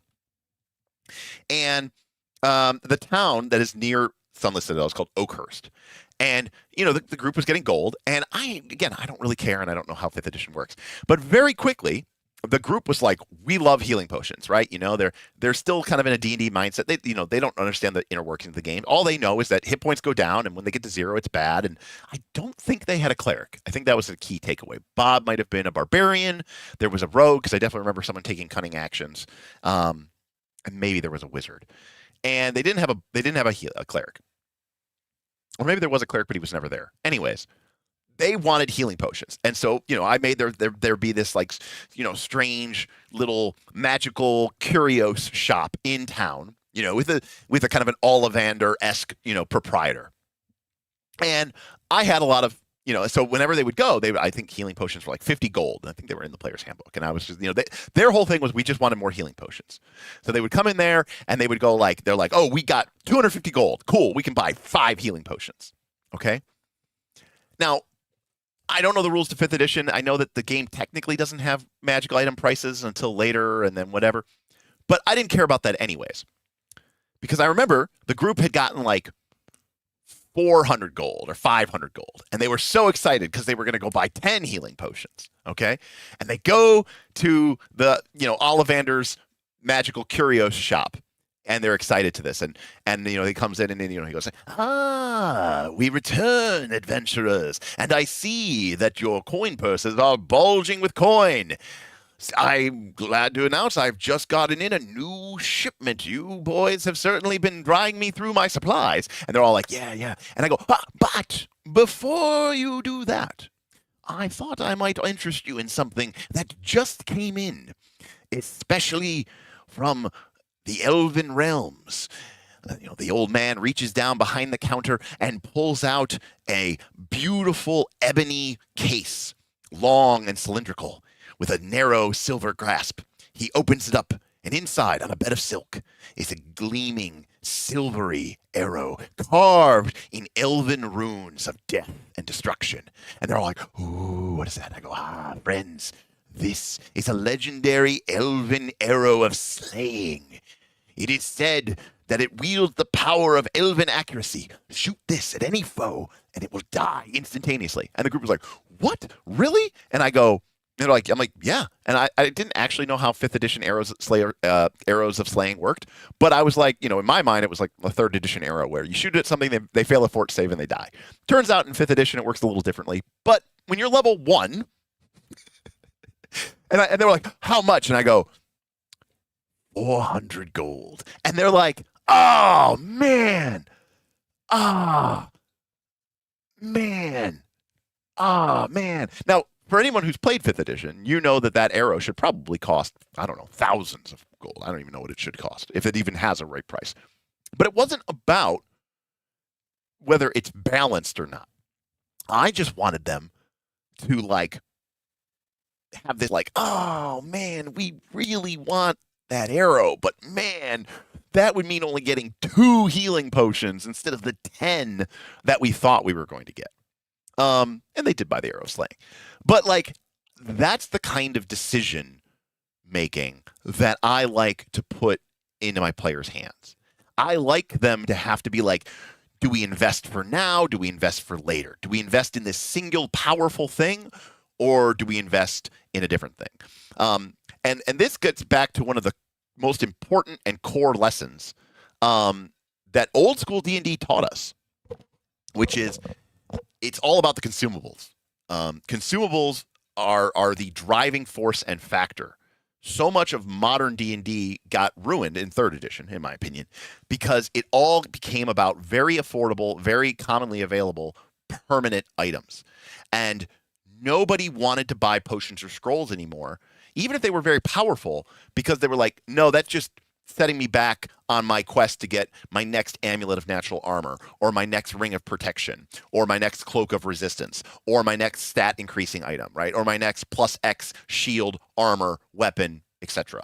And it was a very toxic behavior. I love 3rd edition Pathfinder 1, but it did some things that were absolutely horrible. Wand of Cure Light Wounds, probably the worst one, but out. And that's the other thing too, is it made even consumables became a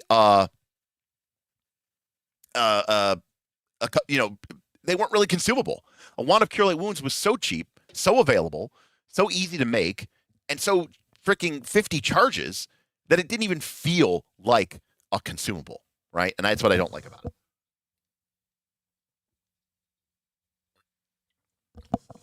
So when it comes to the town, I like for the players having this ability to invest in the town and build it up, or do you spend your gold for your next run? Someone said it's like a roguelike. Now, I don't have a lot of experiences with roguelikes, but fundamentally, I think that play pattern is very good, and I definitely support it. But now, what does the upgrade do? Great question. I don't know. I mean, we're just making this up here, but it could give you better potions of healing. It could give you an increased number of potions. Maybe there's a limited availability of potions, and now there's more potions available. Like maybe there's only, when you go to the town, it's like, max 3, and now it's, max 5 or something like that, right? I don't know. I mean, we're just spitting out things here, but the important thing here is I want the players to be able to invest in their characters. No, of course not. No, you don't have to do anything. I mean, that's part of the beauty of old school games. There's no correct math or incorrect math, So Jess says Dungeon Delve with adjacent town building was one of the recent announcements for a new Pathfinder 2 AP. Okay, so we're apparently, as Mark would say, right? It's convergent evolution. But again, that's nothing new. I'm not making this up. This is as old as time itself in some cases. Absolutely, Woodland Fellowship. Because what we're getting at here, and this is an important thing that I want to stress, the procedures that we create have to reward and allow the players to make the game meaningfully better, easier, to let the players feel like that they are changing the game to their benefit. I think one of the problems with a lot of modern games is they're so obsessed with balance and tight math that they don't ever really allow you to ever get good or get better. I have no problem with that. If the players put in the work and the time and the effort and they have their successes, and those successes aren't guaranteed, they're earned, then at some point, I'm okay with the players being like, we kind of won. Everyone is so afraid of like the players winning. Now, yes, like if they win because they cheese something or they didn't they use some stupid dumb rules exploit or something like that. Yes, agreed. They didn't earn that. But if the players put in the work, if the players put in the sweat equity, if the players put in the time and the effort, then I'm okay with them at the end of the game being, you know what? There's nothing wrong with your game ending, with people playing the game, getting strong, and winning it. There's a game you all know much better than me. A bunch of people want me to play this game called Slay the Spire. It's this card game, I guess. And I'd never watch it. I've never even watched the original one. But one of my favorite Magic the Gathering streamers or YouTubers, Luis Scott Vargas, he has recently been playing the game, and so he's had it on his channel. And I did watch one of the games the other day. And, it looks like a deck builder, like a Dominion type game or whatever, or like a Legendary. And you build this deck and you go through these dungeon runs, okay? But in the run that he did, by the end of the dungeon, his character, he had made enough good choices, right? He had made good choices on his whatever, you go through the little it's like a path, and he made good choices in building his deck. He made good choices in choosing the relics or whatever they're called, the bonuses. And by the end of the run or whatever that's called, he was basically just annihilating everything. And you know what? I was okay with that. That was cool. Like, if that's how my RPG game ends up being, I'm okay with that too. I don't feel like that I have this responsibility to say, oh, the players are playing, the players did some really smart things and they're getting ahead, and now I have to, cut out the rug from underneath them. I'm okay with the players acquiring mastery. And this, my friends, is where the Megadungeon shows its merit, right? It's a chance for Faramir, it's a chance for Dungeon of Gondor to prove its worth. Here's the problem. I understand it, okay? The problem is that if you are thinking about this in terms of a traditional adventure path, and let's say you have 6 adventures, and they go from level 1 to level 20, and your players have defeated the first 2 adventures, and they are right here right now, and this is for level 7 characters, but your characters are broken and powerful, and they've min-maxed the game, and they've figured out how to exploit stuff, and they've gotten really powerful, and you've given them cool stuff, and realistically, they should be a level 7 character, and they are level 7, but they have the power of a level 12 character. Let's just call it what it is, okay? They're a level 12 character from like a power perspective, okay? The problem for both you as a GM and even for your players is because you're part of this story, because you're part of this adventure path, you still have to go through this adventure. And this is just going to be a waste of everyone's time, but you have to do it because the storyline has to progress. And as a GM, you're like, well, I bought it and they have to do it. And, that's the whole way this works. I mean, I can't do this adventure first. I can't let them just cut ahead. They have to go through this because the story has to unfold and the players have to find this breadcrumb that leads to this breadcrumb and all this other stuff. Okay? But in a mega dungeon, if we had, let's say, this was a PF2 mega, we'll make it a Shadowdark dungeon. If we had 11 levels, 1, 2, 3, 4, 5, 6, 7, 8. And the players have gone through level 1 and level 2 and level 3. And, they're like level 4. They're level 4 PCs now. But they're really powerful and they've upgraded the shop and they've made a lot of cool decisions. And you know what? They're way stronger than a level 4 dungeon. Cool. Take the teleporter you found on level 3 and jump down to level 7. Go get the better treasure. Go get more experience. And you're like, yeah, but if they get more experience, they're going to level up faster. Cool. You've solved the problem. The campaign will be over sooner. The players did well.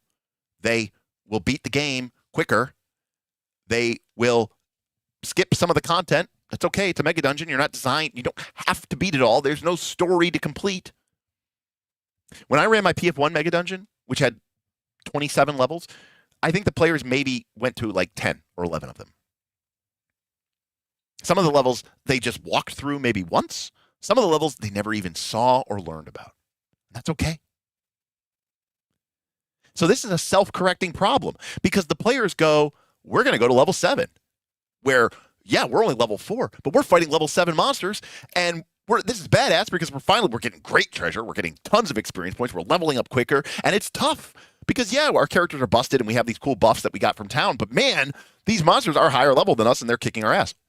Or maybe your players go, you know what? Let's go to level 4. Let's just kick their ass.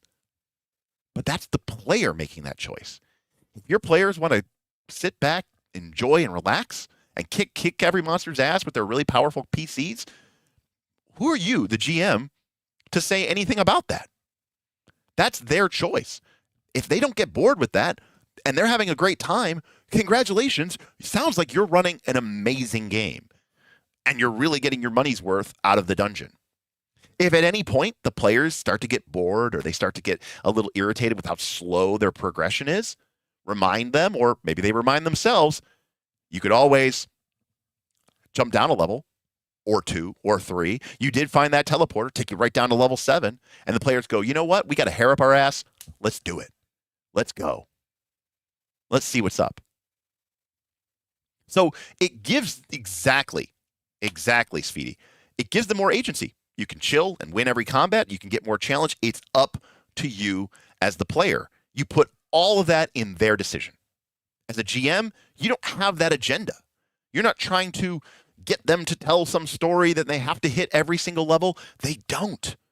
In fact, you know, a mistake would be, I mean, you would have to have a very, in fact, the way most of these Mega Dungeon levels are designed is that if the players did literally clear out every single encounter, every single treasure from that level, they would probably get enough experience points to maybe like level more than once. If your players literally did each level complete, by the time they get to level 3, they might be level 4 or 5. In which case, they are going to level super slow. So it's a self-correcting problem because they're going to be spending session time going into a dungeon, fighting monsters that don't challenge them, getting treasure they don't care about, that awards them experience points that don't really move the needle. If your group really enjoys that, let them. Because eventually they will run out of dungeon and the experience points will catch up and then the things will get challenging again. And maybe they decide to grind and get higher level and then just coast the rest of the way. It's their choice, not yours. So yes, exactly. I keep thinking Mega Dungeon equals adventure path. And that is the mentality, John, that we need to get rid of. You know, it's not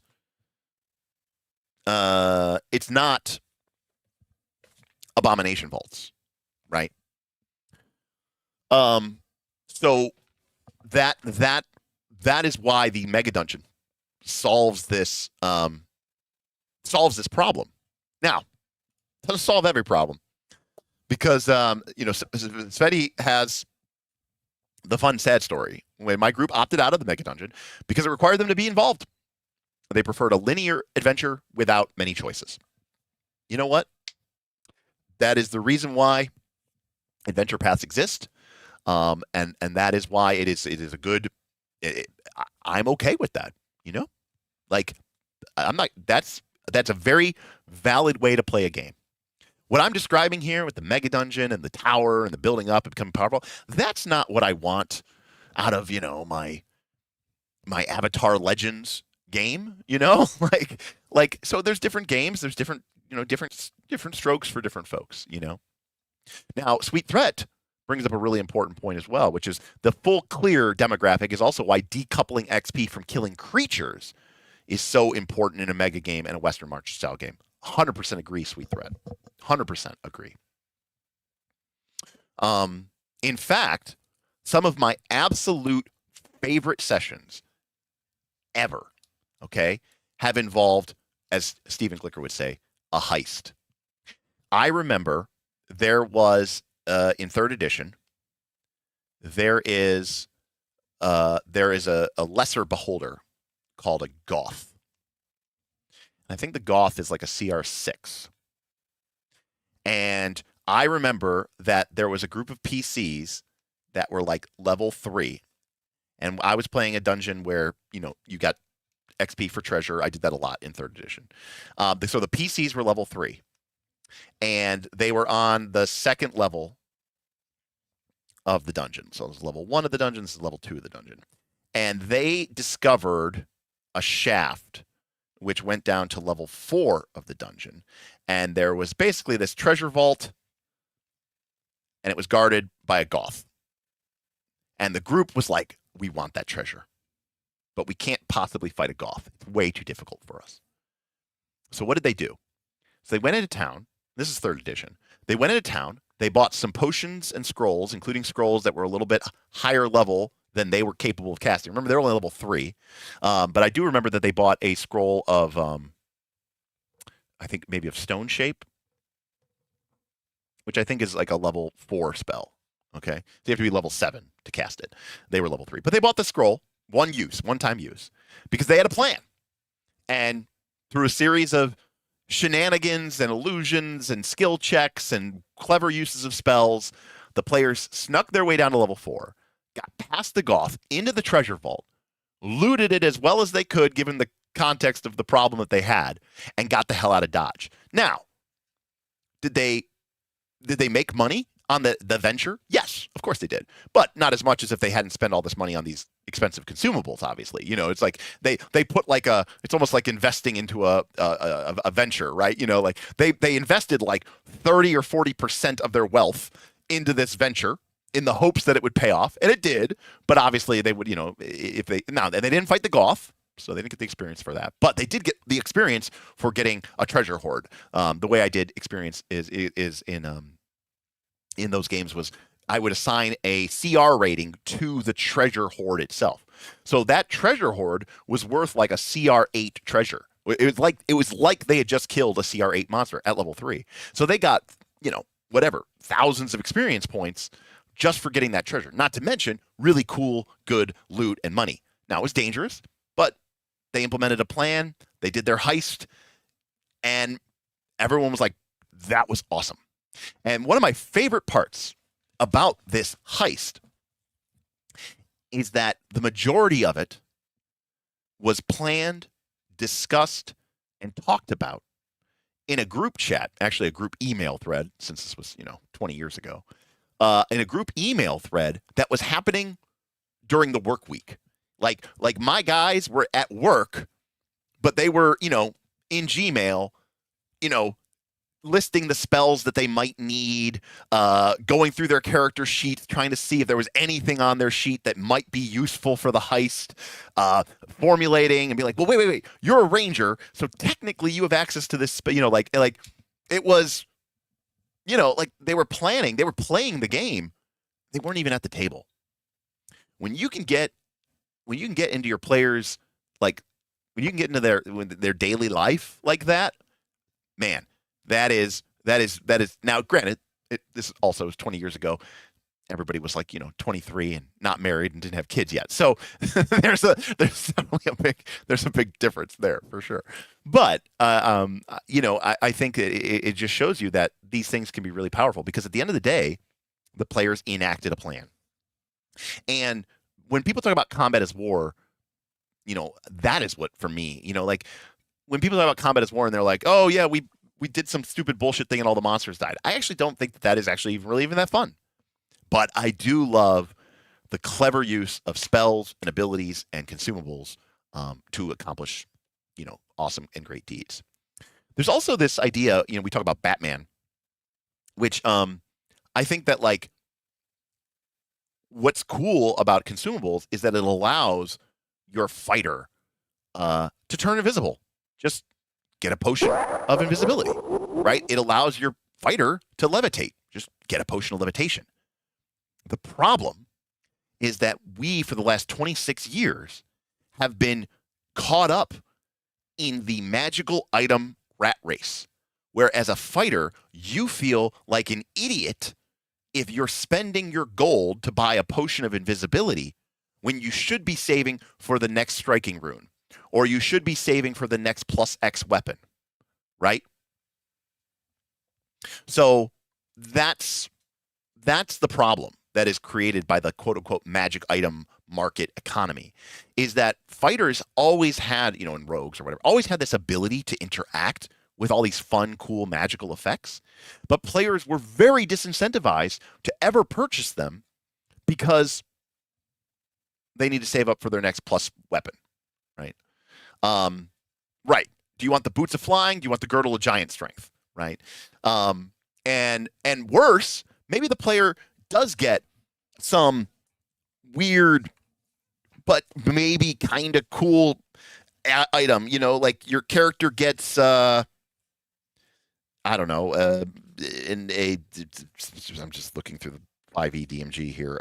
You get a bag of tricks. You get a rust-colored bag of tricks. You pull out a creature. It's a fuzzy creature. You roll a d8. And you're like, oh, I randomly pull out a giant goat, But the player goes, can I sell that to get, like, more hit points? Or can I sell that to get better armor class? Can I sell that to do more damage? And the GM goes, okay. You know, and in 3rd edition, you definitely could do that. In Pathfinder 1, you could definitely do that. In 4th edition D&D, you could definitely do that, you know? Hey, Mark, thank you for the super chat. Player agency is the key to fun. Keep it up. I think player agency is the key to fun. But it's not just player agency. It's also the ability for the player's choices to meaningfully impact and change the campaign, right? If you give the players the choice of going through door A and door B, and they both basically result in the same effect, then I don't think that that is really a good choice. This is why I said I'm fine with the players making, in theory, if the players continue to make good choices over time, that should compound, and the players should become very strong indeed. And I have no problem in a Mega Dungeon style mindset of players becoming very strong. Because like I said, at a certain point, they will get bored. If they do get bored, they can just skip levels and jump down. This is why having those teleporters, secret stairwells, chutes, wells that allow higher levels to connect down to lower level levels is important. Also, maybe the players just want to push their luck a little bit. Maybe they aren't powerful and broken and overpowered. But you know what? We're feeling dangerous tonight. We found that secret stairway that skips level 5 and goes straight to level 6. Guys, let's do it. Let's lock in. Okay? That's not something that people are as used to now, but my group, there was always this kind of like vibe check before the session, right? Which was kind of like, how are we feeling tonight? How was work this week, boy? We used to play on Fridays. How was work this week? Are we feeling like we want to kick back? We want to, just unload our frustrations into a bunch of weak monsters that can't possibly stand against us. Cool. We never did finish off level 3. Let's go back a level and just raffle stomp. Or maybe everybody's locked in. They got a hair up their ass and they go, let's go. I'm feeling strong. Like you look like you're ready to go. Let's go. And then the players can do that. Another thing, huge thing. My group was level, 8, 9. This is Pathfinder 1. We had a session. 2 PCs showed up. What am I going to do? What are the players going to do? Go to level 9? Go to level 10? With 2 PCs? No. What did my 2 party members do? There's a rogue and a wizard. Whisperleaf and shit. George, are you here? What was the name of your wizard? I can't believe I can't remember your wizard name. I'm sorry. Anyways, it was Whisperleaf and the wizard. The rogue and the wizard. And you know what they did? They were like, hey, we only briefly touched on level 6. We're 2 level 8 PCs. We should just go, or level 5. Maybe it was level 5. Let's go back to level 5. The group never really did anything on level 5. Let's go back to level 5, just the 2 of us, and see what happens. You know what happened? It was awesome. Right? Like the rogue was like a dealer of death. The wizard was using spells that you're like, why would anyone ever use Cloud Kill? It doesn't really kill anything that you're fighting. Yeah, but you know what it does kill? Lower level monsters. It was a slaughter fest. Now, granted, there was only 2 of them, so they were still in some amount of danger, but they chose the level of danger that they wanted to do, and the dungeon provideth. Right? So if you have more players or less players, the players can just choose to go up, to go down. They can choose their agency, which is why you have to make sure the players always have a ton of different options.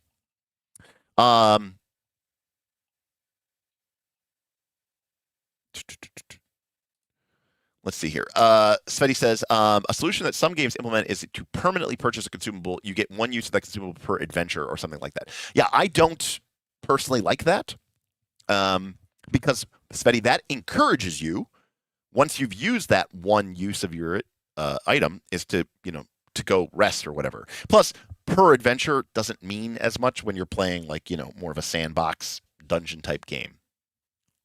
But also, it's designed because you people feel bad about buying consumables, and that is another change that I think we have to aggressively attack. Because again, I think originally consumables were kind of the name of the game. Most of the magical items that you got in original D&D were consumables. Potions were and elixirs and oils were sort of the main thing that you got. Permanent magical items were fairly rare. And at some point, mostly I think again because of video games and Diablo and MMOs, we got locked into this permanent magical item problem. I'll say that. There's some truth to that, Woodland Fellowship. But what I would argue is that if you do that, you're kind of negating why they became strong in the first place. I would be very hesitant to just make things stronger. The Megadungeon does this itself automatically, up until the point where eventually there is some, ultimate monster or something on the bottom level of the dungeon, right? The highest level thing that you could possibly throw at it. And if the players defeat that, well, just tell them the campaign is over. You did it. You beat the game. If you want to keep, it's like one of those, sometimes when you play games, like you beat the game, but like it'll let you like keep playing just in case you wanted to, like, I don't know, finish off some extra side quests. It's like, look, if you want to keep playing, we can, but you have essentially beat the game. The credits rolled. They just let you access your save file. That's the way I look at it. Like when I played Pathfinder 1, our Mega Dungeon, the final boss was a red dragon. It was an ancient great worm red dragon, CR 25, with 10 mythic ranks, which was from Mythic Adventures. So, per the rules of Pathfinder 1, this was a CR 35 red dragon. It's the most powerful red dragon you could get from the monster manual with 10 ranks of mythic rank, which was the most the maximum number of mythic ranks you could have from Mythic Adventures. And that was it. And guess what? When the party defeated Metarak, that was the end of the game. Right. New Dungeon Plus. Yes, exactly, Woodland. Exactly. I think you're right, Runic Bard. I think a lot of consumables are very weak. So I'm agreeing with Malum here, where I like the consumables being strong.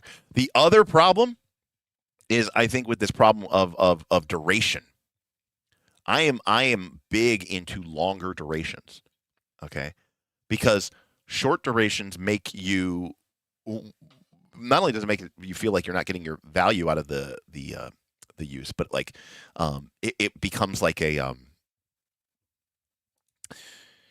again, it encourages you to like rush through it. Like if the duration of your buff is only 5 minutes, the players are going to have this like let's fucking go, kick in the door. Like it's a problematic play style. I like, again, getting back to what we were talking about from a dungeon procedure and reward standpoint, I like the idea of saying, hey, you can buy these buffs or you can even get these potions.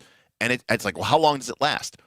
It lasts until the next time you, right, exactly. Shrines that last until the next time you long rest. We talked about those, Sveti, with Evan, right? And the players are like, oh, that's another great point, Woodland Fellowship. Short durations also incentivize saving them for the perfect moments, which may never come. You're absolutely right. Oh, man, I never really thought about that, but you are so right. So this is why I love having these conversations, because like, it's the reverse opposite, right? Like, okay, if you know a buff is going to last until your next long rest, then you are encouraged and incentivized to use that buff ASAP so that you can get the most use out of it, right? Because if you end up using it halfway through the day and you only get to use it for, quote, through 2 encounters, you're like, dang, I should have used that buff right away and gotten it for the whole day, 5 encounters, 6 encounters. I think the problem, Malum, for the rest of the encounter is that when we start taking a different approach to the dungeon, there is no encounter. The encounter kind of goes away, right? Because the party might sort of encounter monsters. Maybe they run away. Maybe they flee. Maybe the monsters didn't notice them. Moving through the dungeon, is that an encounter, right? So I think that we tend to think of, you mean for the fight. That's what we mean. And like, but the problem is if you have a buff and it lasts for the rest of the encounter, right? Then the party, you're like, well, we're not going to run away. I'm like, oh, the monsters start to flee. We chase them down. Why? I don't want the encounter to end. Why? Because then I'll lose my buff. Oh, these monsters are overpowering us. We should flee. No, we can't flee. Why? Because I've got this buff. Right? It creates a problematic incentive You know, that's the only problem. And great, Shadram, 100%. Okay, they trivialized an encounter. Good. They're gonna feel good about that. They're gonna say, "Hey, I used my resources to make something happen in the game." You know. And I think that is, I think that's a win. And okay, great. They trivialize that. Also, like, who cares if they trivialize the encounter if the group is having a fun time doing it? Isn't that the whole point of these games? To create enjoyable experiences, right? Now, I think fun as a design goal is a problematic design goal, but I will not deny that the objective of these things is to create a rewarding game experience. So if that's what your players enjoy, then, go for it. The problem is that when GMs or game systems think the purpose of this game is for the players to follow the breadcrumbs and get this story spoon-fed to them. And suddenly, the GM thinks their job is, I'm here to challenge the party and make them earn the next cutscene. And then you start going, oh, well, now the rules or the players' choices are, fucking that up. And then it creates a very bad incentive structure, So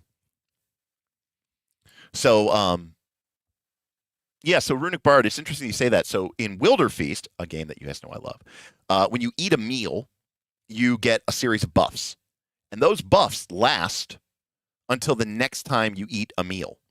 So as long as you don't eat another meal, those buffs continue to last. The problem is meals are one of the main ways that you heal in that game. So it creates this interesting tension between you could just eat more meals and heal up, but you're like, if you ate a really good meal that gave you a really good buff, you might be incentivized not to heal because you want to keep that really good buff, because the meals are made up of components which you find through exploring the world and or killing monsters, which I think is really, really cool.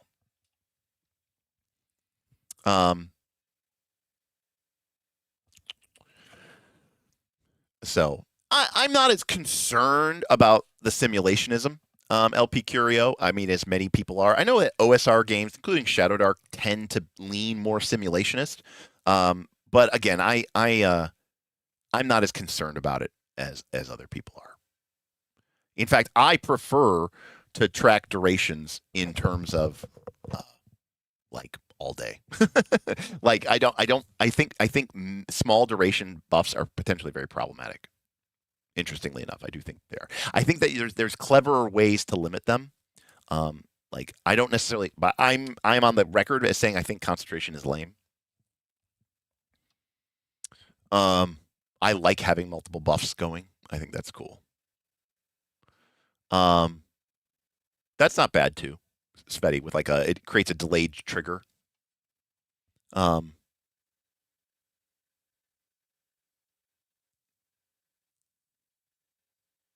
But I don't know what you mean by about unearned valor, but I mean, in the Megadungeon, victory is victory. I'll say that. I mean, Mark, I'm not going to disagree with you. I think that in some cases there's really no choices. You get a +1 at this level, you have to take this feat, and even though you get all these choices, there's really only one good one. And since the game expects you to make the good choices, then you kind of feel like you're priced into that.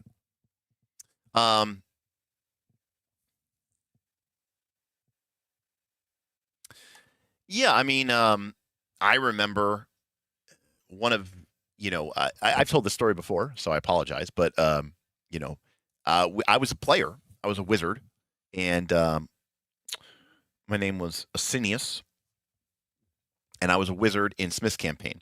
And this was 3.0. And in Smith's campaign, you, as a wizard, you didn't just, I don't even know if that might have been the rule in 3rd edition. I don't remember. But you didn't just get access to all your spells when you leveled up, right? Smith's thing was you had to find, this is early 3rd edition, so this was probably 2000 or 2001. And, we were very old school still, and, MMOs like EverQuest. So in order to get a spell, you had to find the spell, right? Or you had to research it, which was also impossible and difficult and expensive. So you had to find a scroll of the spell you wanted, and then eventually add it to your spell book, which involved a check, and you could fail that check, right? And my character was level 3, give or take. And in the area that we were in the campaign, there was this orcish raiders, right? They were kind of like the Dothraki. This is before we even knew what the Dothraki ever were, but they were orcish Dothraki. They were cavalry raiders, with lightly armored. They rode horses. They were basically level 1 orc fighters, and they had like ride by attack and mounted combat or something, right? Like as feats, and that basically is all they were, But they were our bane. They were our nemesis. We had run away from these guys so many times. They had extorted us before. We hated them like so much, and they had just kicked our ass a lot, because even though they were only a level 1 fighter, they had like decent armor class, and they had their horses, which themselves were pretty tough. Anyways, so my wizard, we had dealt with these things multiple times, and we had never come out the victor, and we'd run away from them a lot and whatever. And I had used illusion magic to try to to hide us from them, so they would not find us. We had basically been little bitches. And one time we go into this dungeon, and I'm level 3, so I'm still 2 levels away from getting to level 5. But in the dungeon, I find a scroll of fireball, and everybody is like fucking psyched because they're like, "Congrats, Derek! Like that's gonna be awesome. You're gonna be able to store that in your backpack, put that in a safe place, and 2 levels from now, when you get to level 5, and you're finally capable of casting level 3, rank 3 spells, it's going to be awesome that you're going to be able to put fireball into your spell book." Because again, remember, in Smith's campaign, you had to find them. And I think later that same session, near the end of the session, sure enough, who comes riding across the plains at us, but a patrol of these orcish Dothraki. And everyone's kind of groaning and like, oh, whatever. And I basically go, fuck this. And I pull out the fireball scroll, unleash it. And, it's 5d6 damage, fireball. Just, but they're only level 1 orcs. They have D10 plus, I don't know, D10 plus 1 hit point, D10 plus 2 hit points. So on average, they had like 6 or 7 hit points. And I fucking 18 damage. Even if they made the save, they were dying. And I just wiped them out. I mean, the high fives, the cheers, the let's fucking go, the like, yes, I gave up my ability to one day get fireball, but you know what, like it was such a great moment. The horses were fucked up, their riders were dead, the horses that were alive were screaming and burning. It was a tragedy. It was a horrible scene, but it was great. I mean, it just showcased everything that was powerful about fireball, because like the orcs were like 300 feet away.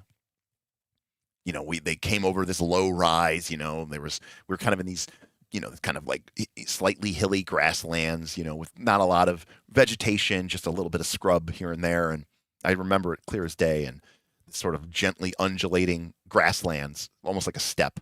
And, here they come over the rise, a group of 7 of them or whatever.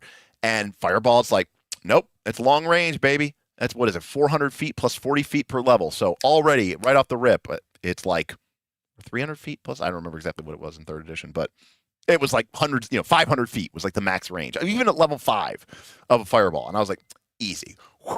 And it, just cooked them all. It was awesome. So yeah, was it OP?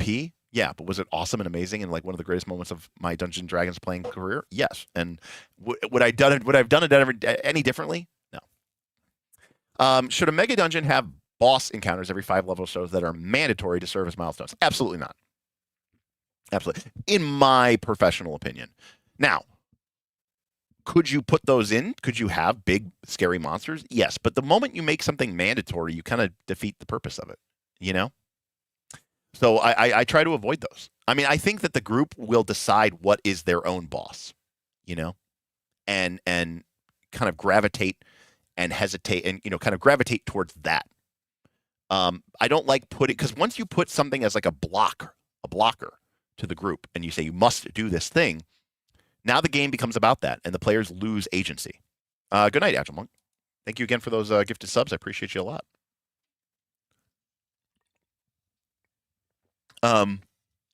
So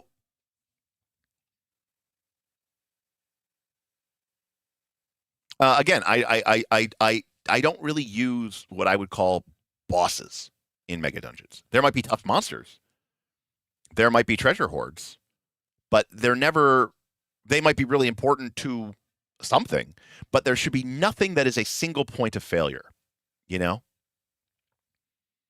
there should now you could, if you want to go with a much more classic gamist level design, because the moment you create a boss and then the players do something to like cheat or scam the boss, you as a GM might have this knee-jerk reaction to fudge, to feel bad, and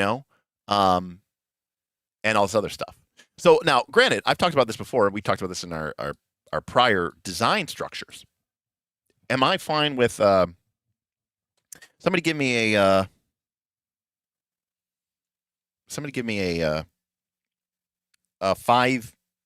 classic D&D monster, a 5e monster that's like, I don't know, like level 5, level 6, that isn't like a creature that you would, it's not like a social creature. What happened to my stylus?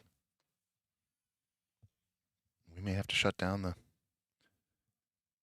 I don't actually know what happened to my stylus. Did anybody pay attention? Troll's not a great choice because it is kind of like, a living creature that has a thing, but we could go with the troll. The troll's fine.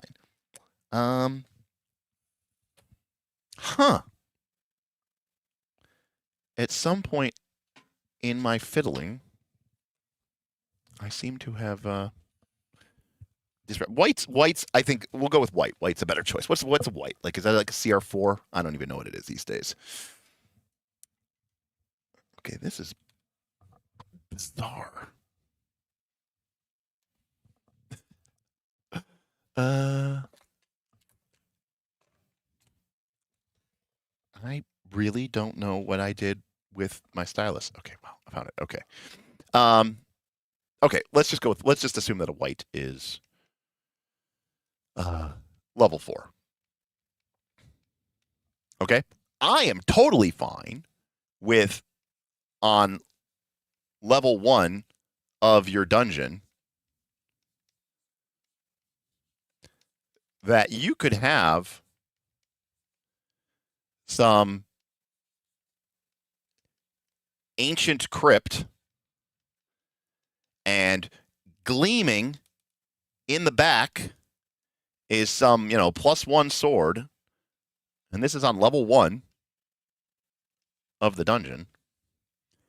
But the room is guarded by the ancient warrior who was cursed. He killed, he killed his love, But right, that's a danger pocket. Right, exactly. Not a mandatory boss. But I would never put the stairs to level 2 behind it. I mean, I could put like a secret stairs to level 2, or maybe that the white does guard stairs to level 2, but there's other stairs to level 2, right? The point is, there's never a single point of failure, right? Like the game never says you must fight this monster. I would avoid that as much as I can in my situation. It's very much like the troll from the Sunless Citadel, Sveti. That's exactly what it's like. Because if you have this big boss monster and it's much more dangerous than everything else, why isn't the level that dangerous, right? You have to have a way to sort of pocket it away, and put it away. That's another thing too. There's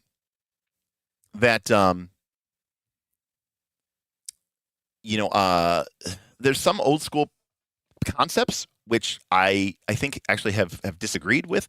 Like the classic Gary Gygax level discussion would say that level 1 of the dungeon is for level 1 monsters, right? With maybe a scattering of level 0 monsters and maybe a scattering of level 2 monsters from the levels above and below. And on level 3, you again get level 3 monsters. And, there might be level 2 monsters, there might be level 4 monsters, maybe even a level 5 monster here and there. But again, it'll probably be more like a danger pocket. Now, there's some elements of old school games that are very hyper simulationists and say, ruins don't know what a level is. You're just as likely to find, a group of goblins next to a CR-15 iron golem. Now, I'm fine with you having like a CR-17 on level 1. as long as it's something that is like literally locked away, and it couldn't like it wouldn't be capable of interacting with the level. But like I would never have, a level 10 beholder or something roaming level 1, because then it's not level 1. And people go, that's so gamist. Yes, it is. Just like D&D, the role-playing game. And so, I kind of take my cue here from Gary, and I think that there's some people who have become overly obsessed with this idea of like being like, I think in some cases that the OSR is more obsessed with death and danger than Gary was. I think a lot of people think old school dungeons means Tomb of Horrors. And Tomb of Horrors was Gary Gygax deliberately trolling people. That's not what he thought a dungeon should be. He did it to kind of smack around people who were, saying that they had invincible characters, and trying to point out that, like, there's more to the game than just having good stats. So I think that some elements of the OSR have sort of gotten the wrong message and the wrong design about dungeons. Again, because if you have a dungeon level and the party's level 2 and you're fighting a bunch of, orcs and, I don't know, other level 2 type creatures, and then suddenly the GM's like, oh, and here comes a fire giant. That you're taking away their agency, because now the whole game is just a big random bunch of nonsense. And you might say, well, it's realistic. No, I get that might be realistic, but it doesn't have to be realistic. It's a game. And I'm not trying to create a simulation. I mean, mega dungeons don't even make sense no matter how hard you try. This is a game environment. This is a level design. You have to think like a video game designer. You're not a naturalist trying to create a biologically sound ecosystem here. My approach is to create a engaging game space, that the players can engage with. And for me, one of the most important things is that players should be able to say, okay, the challenge rating of the level is tied to the level itself. Now, it doesn't have to be like straight in lockstep, but as long as, generally speaking, going down means things get more dangerous. Or, if you're doing, I don't know, a tower mega dungeon, it could be if things go up, it gets more dangerous. Yes, it hides his eyes. I mean, now we're getting off into a separate conversation, but now suddenly the spells that exist in D&D, number one, they make a lot more sense, because like, why does anybody care about the spell? Oh, because you were exploring a dungeon. And number two, there's nothing to break. So suddenly spells like pass wall and the like, are fine. They're a problem. So right, nothing is mandatory. So if something lets you skip something, you're not skipping anything. Which again is fine. Now, isn't there merit to the Dark Souls big boss in front of the staircase? For you, maybe, in your style of game. But for me, no. Because again, you're that would, I mean, if your game is about challenging them from combat and basically making a combat check against them, yes. But I mean, the whole point of this is we are trying to avoid that. We're actually trying to do the opposite of that. I mean, as crazy it might sound, you could play a mega dungeon and get to level 11 or get to level 10, when in Shadowdark is the max level, and you could never fight a single monster. If all you did was steal, trick, outsmart, whatever, your way into getting all the treasure, you would get an experience, you would go up in level. You would get access to more abilities, more spells.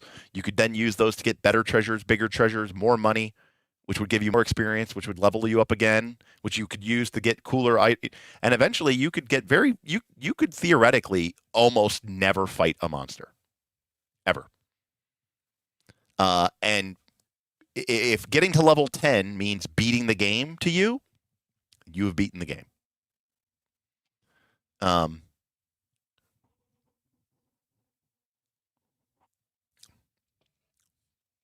Yes, and to be clear, there absolutely may be a situation where a monster, whether they know it or not, is guarding a passage or the way down. I think that's totally fine, and I think that's very appropriate. But it definitely shouldn't be the only way down. In fact, sometimes you can even use these as safety valves. So, for example, and you can, and I say safety valves because, like, for example, let's say we have level. And again, that's why you have to be careful with things like trolls, because like a troll, in theory, would start to wander around into level 2. And that makes level 2 not level 2 if you have a troll wandering around level 2. So let's go back to our white. This is why there's certain monsters in D&D that are always very useful. But we'll go back to our white. Or let's pick something else. We'll pick a mummy, okay? Just for more undead fun. So let's say that you have level 3 of your dungeon, and you have a passageway that connects down to level 6. A secret staircase, or not even a secret staircase, maybe it's a very public staircase. But it is guarded by a mummy. Now, it's true. The players might sneak past it. The players might whatever do something about that. But the thing is basically, if the players can deal with the mummy, then maybe they can access level 6. You know, like it's kind of like a lock, right? Where the players aren't able to go to level 6 until they can deal with the mummy or have the resources or the intelligence or the smarts to get past the mummy. And vice versa. It also explains kind of why the monsters from level 6 don't come up onto level 3, because the mummy is there keeping them in check. Okay, let's say the mummy is like a CR 8. I don't know what mummies actually are, but let's just say the mummy is a level 8 monster. Okay, so the level 6 riffraff doesn't come up to level 3 because the mummy's there, and the level 3 riffraff don't get killed by the stuff on level 6 because the mummy's there, and the players don't accidentally end up going to level 6 until they've proven that they have the ability to deal with the mummy. But this is also where sometimes the way that the players change the dungeon isn't always for the best. If the players do come in and for some odd reason they kill the mummy, now maybe level 6 starts to fuck with level 3. Right? And now maybe the random encounter table for level 3 starts to have monsters on it on, say, let's just say we're rolling 2d10 to determine what we get from a result. So suddenly, 17, 18, 19, 20 are high level results. Maybe now these are now level 6 monsters. Maybe the dynamic of level 3 starts to change considerably because the mummy is killed, right? The players have changed the dungeon. Not because of the plot, not because of the next page in the adventure path, not because that's what the GM wanted, but because of the action they took. The dungeon ecosystem has evolved and changed. And I would be very forthright about telling the players this, to the point where the next time they come to level 3, I would say things feel different. You see signs of it. And I would start to even tell them, like, oh, your random encounter table has changed. Exactly. Suddenly the Duergar from level 6 can invade easily, or, the trolls or something like that, right? That are on level 6 start to go up to level 3. Exactly. This is where humanoids become very useful, because humanoids are the type of people who can expand and take advantage of these sort of opportunities. And I think that's really important. And so Darth Gorlock saying exactly what I was saying, right? High-level creature as a lock, right? Golems, constructs, undead, very easy to do this with. Elementals, celestial creatures, infernal creatures, that are bound in service and servitude. So, correct. But yeah, then if the players kill that monster, suddenly they get access to level 6, and that feels really cool, Yeah. Sweet thread. I think that's awesome as well. Yeah. The level 4-6 monsters wipe out or replace them, and just replace them straight up. Yeah. And again, I don't like to keep that information hidden from my players. In fact, one of the things I always do, and we'll talk about this when we eventually sign the thing, is I'm old school, so I use a 2d10 table because that's what original D&D used. So you have this table from 2 to 20.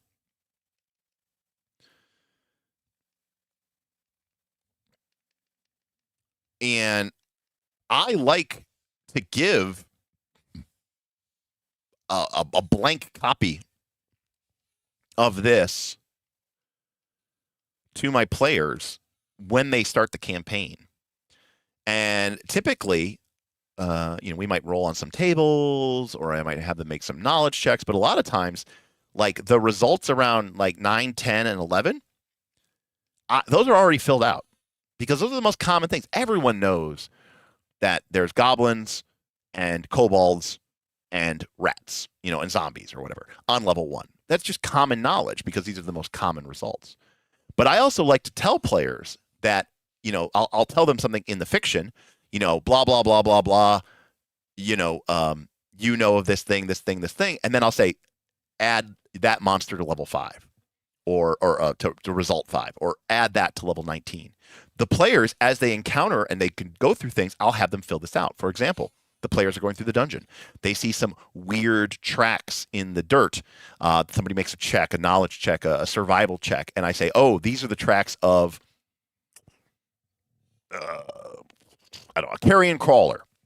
And the players are like, oh shit, a carrion crawler? And I go, yeah, that's result 3 on the level 1 random encounter table. And the players go, cool. Like we're not just learning information about the dungeon, but it's like mechanically meaningful to us. Later on, okay, maybe down on level, 2, or maybe even on level 1, I don't know. Maybe there's like the carrion crawler nest, okay, and there's like the big, overgrown worm carrion crawler queen, okay, and the players kill that creature, or they drive it off, or they do something, and then after that's done, you tell the players, hey, that carrion crawler result on 3, get rid of it, delete it, erase it. And the players go, well, so what happens if we roll 3? I go, nothing. There used to be a carrion crawler there, but you killed them all and killed their queen, and they're not coming back. If the players, kill the goblin king and they drive off the goblins from level 1, have them erase it from the random encounter table. They will feel like they have conquered Mount Everest. Especially if those, like, again, we were talking about the orcs, before. Somebody said, I bet you those orcs aren't going to fuck with you guys anymore. Exactly. Now, Smith didn't do this exactly, but my experience playing these games is what makes me want to do this. I don't want this to be hidden. I want my players to know this. I want them to know that this isn't just fluffy bullshit that I'm making up behind the scenes. This is me physically changing the rules of the game, right? Through their actions. It's not just made up. It's real. And the reason it's real is because it's based off of tables and results, and the players know that I'm going to be using these results as part of our procedures. The random encounters and the tables and how they generate stuff is a huge part for me of dungeon management, and it's a huge part of dynamic dungeon control.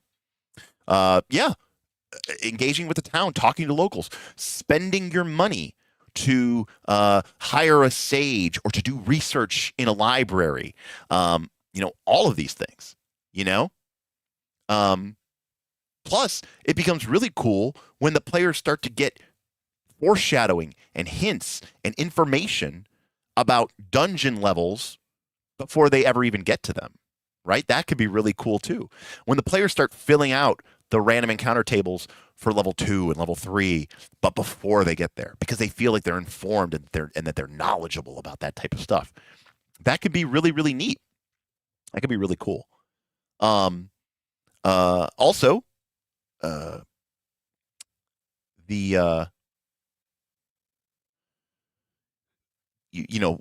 that's just one level of the dynamicism, right? Because we all talked about the other thing, which is that, Shadowdark uses, the reaction roll. Let's see if we can bring it up here.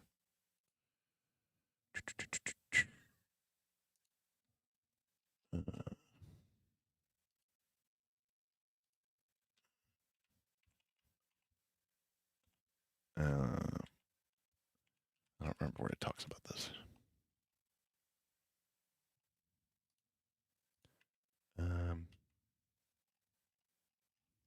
Oh, here we go. Had to find it. My whiteboard is very far away from my PDF. There we go. Okay. So when you encounter a monster, right, you're supposed to roll 2d6. Now, you're supposed to add charisma modifier, but I actually, it was just recently that I don't remember what game we were talking about. But we were talking about something, and somebody, I don't remember if it was my idea or somebody else's idea, or if I was inspired by their idea, or they came up with it. But anyways, basically I kind of came up with the idea of like, I hated the idea that the charisma modifier is usable. And I said, you should only use it if you're actually interacting with them. Anyways, but you can see that now in Shadowdark, most of the time they are hostile. But if the players have been, killing the goblins, yeah, exactly, Malum, right? Maybe because the players have been fighting the goblins and killing them, maybe the GM goes, hey, when we do the reaction roll against goblins, it's 2d6 minus 4. And you let the players know that. You roll that in front of them. Let them know, hey, because you chose to kill goblins, I'm subtracting 4. Because the kobolds are at war with the goblins, and just because you've never maybe even really interacted with the kobolds, but the kobolds know what you are. You're an important part of this dungeon ecosystem now. There's a +2 bonus to the kobolds. The kobolds don't want to attack you. You're killing their enemies. The enemy of my enemy is my friend. So I roll the 2d6 and I get an 8. And instead we add 2 and the kobolds go, now yes, you could do it a million different ways. I mean, it depends on how fiddly you want to be. You could use a bonus. You could change the die size. Some of those things are more fun. I do like changing die sizes. I think that is a fun way to do it. But, a great example of this, take it back. Think about the scene from The Hobbit, where they capture the dwarves, and they're like, we don't like dwarves in general. But then they go, that is the goblin cleaver that we call Biter. It has killed hundreds of our kind. Throw them away into dark holes and never let them see the light of day again. Right? Like the item that they had gave them a massive penalty to their reaction roll because, they're already dwarves. So, we start with a penalty there. And then, you're wielding goblin slaying magical elven blades. You guys get a -6, So, being able to take these dungeon procedures and then instead of ignoring them, keeping them hidden in the background, right? Bringing them to the forefront can be incredibly powerful and can be a lot of fun, And Malum, I think, is really highlighting a great point. I mean, by rolling them in front of the players, they see that result of a 6.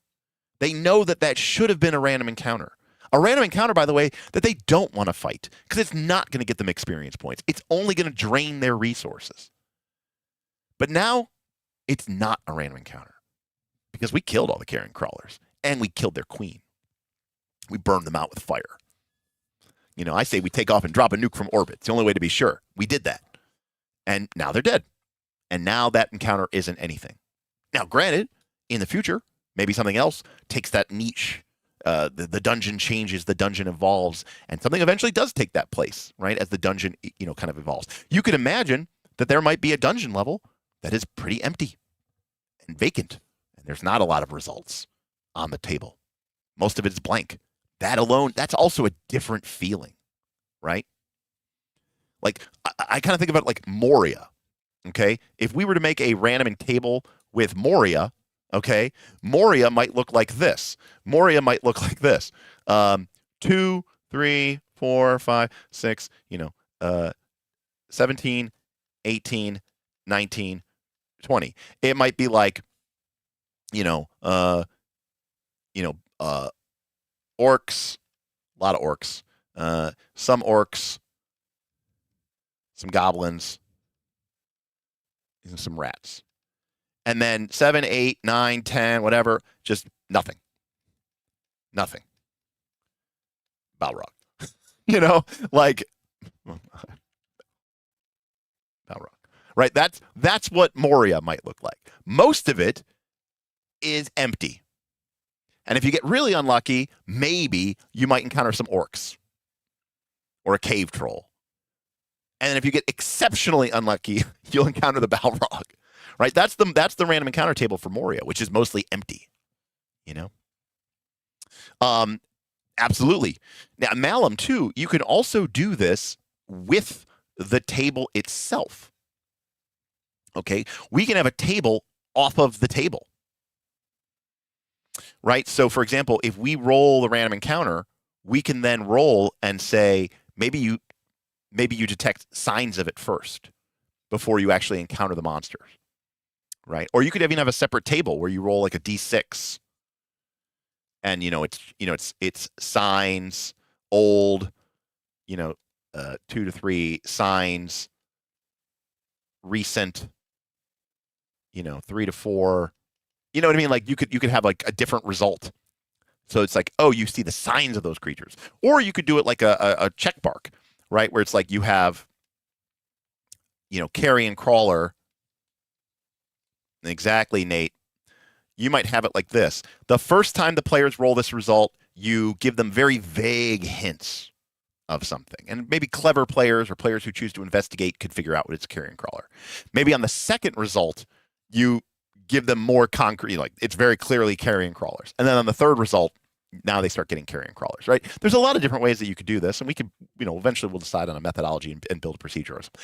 To be fair, because this is sort of old school Shadowdarky, I'm more inclined to do some sort of table or something like that as well.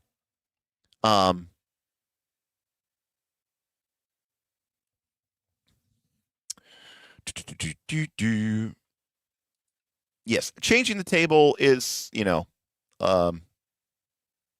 is ultimately faster, but it's also kind of slower. And we've talked about this before in our dynamic random encounter table result as well, right? Where you could have if you are using modifiers, like you might have. Now this is a 2d10, and the Balrog could be at 22, so you can't get it, right? But you get a +2 if you have a Maiar with you, aka Gandalf. You get a +2 if you've fought a huge battle, which the Fellowship did, right? And you can like stack these modifiers up so that as the players are making actions, and some of these modifiers might be permanent, and some of these modifiers might be temporary. You are essentially changing the odds. So normally there's a 0% chance that you can encounter a Balrog. If one of these two things are true, and you have a +2 bonus, then if you roll a 20, you get a Balrog, because a 20 becomes a 22, which means you have a 1 in 100 chance of getting the Balrog. But if both of these things are true, suddenly you generate a Balrog on an 18, a 19, or a 20, which is, like 6% or 7% or something like that. So you can use these modifiers to shift probability curves. Now, doing all of that behind the scenes is very procedural and simulationist, but I think bringing that to the player's attention, I think is cool. So this is one change that Derek will be making in Shadowdark that is probably a little bit different than maybe the way that most people maybe are engaging with Shadowdark today or playing Shadowdark, which is I like for the players to sort of be aware of the gamist mechanics. I am not trying to create vibes, right? I mean, I want there to be an experience, but I'm not trying to like hide everything and make it really immersive. And like, I want the players to feel like we are conquering this challenge, like we are taking this on. I want them to metagame a little bit. I want them to think about it as like beating the level. I want them to have that accomplishment of defeating the challenge as a player, because I think that's a big part of the way that original D&D was designed. Yes, you had a PC, but the game wasn't about like acting.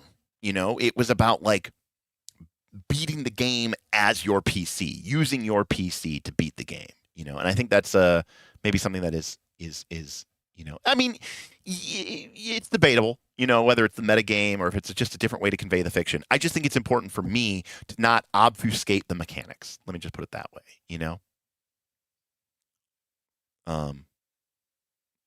Yeah, I mean, I don't want to confuse people, Nate. That's the other thing too. I'd rather give people, you know, I'd rather give people straight up, you know, so people know how to do this. Because I'm going into this, writing this Shadowdeep thing, assuming that players, because that's the other thing too. Remember we talked about why Derek wants to create 2 books, right? You know, we talked about that last night. Like, I want to do a layout where one is like to run the dungeon at the table, but the other book is I want to teach people why these mechanics are here and why we're doing that. I don't, you know, I'll either say go watch what'll probably be like 700 hours of us talking about these concepts, but I don't want to just tell you to do something. I want you to understand why you're doing it. So, I mean, now we're talking about handouts and dry erase stuff. I mean, that's pretty tough.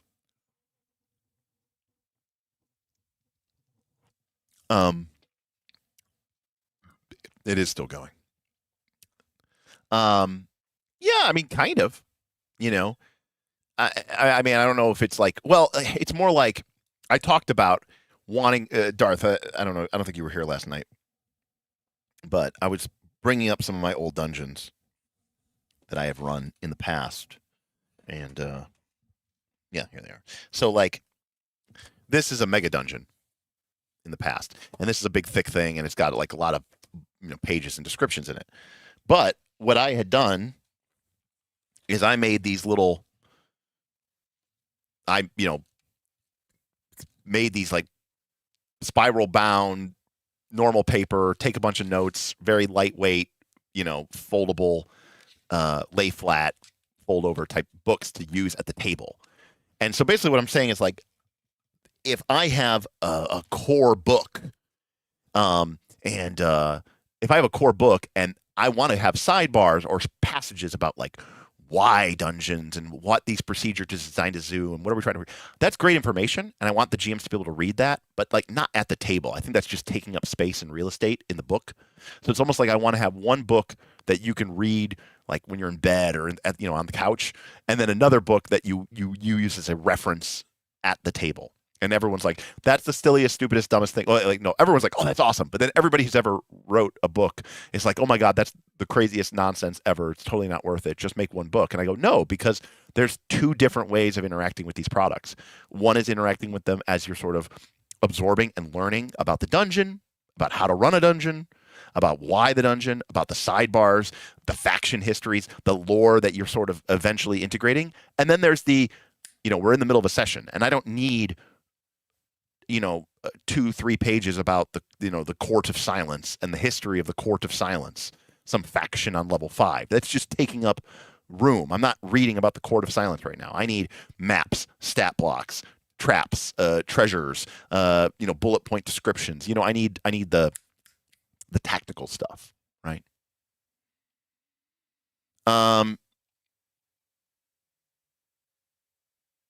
Oh, I mean, I again, I always say, right, like, speak the danger, then roll. I mean, setting the stakes, I think, is huge. I think more people should do that in general. I think it makes it way more. A lot of GMs fall because they're, by the way, they do this because they want to fudge, but a lot of GMs will be like, make an athletics roll, and the player will be like, why? And they'll be like, you'll find out or not. You know, I think you're leaving something on the table there. I like to speak the danger. Let the players know what's at risk, what's at stake, before they roll the die. Not only does that help them if they want to spend some of their resources, inspiration, hero point, or whatever, but also, like, now you know what's at risk. You know whether you should be sweating this or not. I think trying to get cheap thrills out of people for stupid dice rolls that don't mean anything. But a lot of times the reason GMs don't do that is because that way, if the player then ends up rolling low, the GM just goes, oh, you stumble a little bit on a small crack on the ground, right? And it's like, what? Like, because they don't actually want to do anything bad to you. What is my favorite mega dungeon? A product that you can buy and check out. You don't care about the system.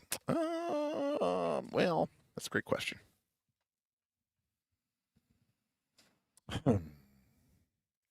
They're all good and they're all bad. Is how I would answer that. I don't know what's actually like available these days. But like, okay, it's not like a mega dungeon. Okay, because some of the mega dungeons I think are a little too big. I'll be honest with you. Like, I love Rapanathuk, but it is massive, and it is kind of a killer dungeon, and so I really can't like recommend it. Like, I think it's fun, it's awesome. And by the way, one of the ideas that I have for like my Patreon games, we've talked about this before, is it's running drop-in games, and the players can use their tickets that they get for being members of my Patreon, and then run in these dungeons and die a bunch. I would totally run this because it's called the Dungeon of Graves. I love this. It's probably still available out there. I don't know if it's available for like a month. It might be. I think they did a 5th edition version. I think they did a 5th edition version of this. But if I had to recommend one that isn't too long and is more digestible, is I would see if you can find a copy of The Lost City of Baracus. This is a great book. It has a campaign setting. It has a campaign setting is a bit much, but it has a town, it has a wilderness, and then it has this like 4-ish level dungeon. Let's see, level 3, level 4. Yeah, it's a 4-level dungeon.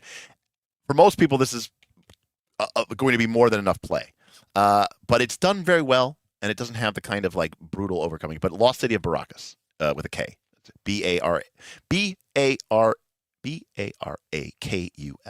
I know they did a reprint of this. I just don't know. This is for 3.0 D&D, so this came out in 2002. So this is pretty old.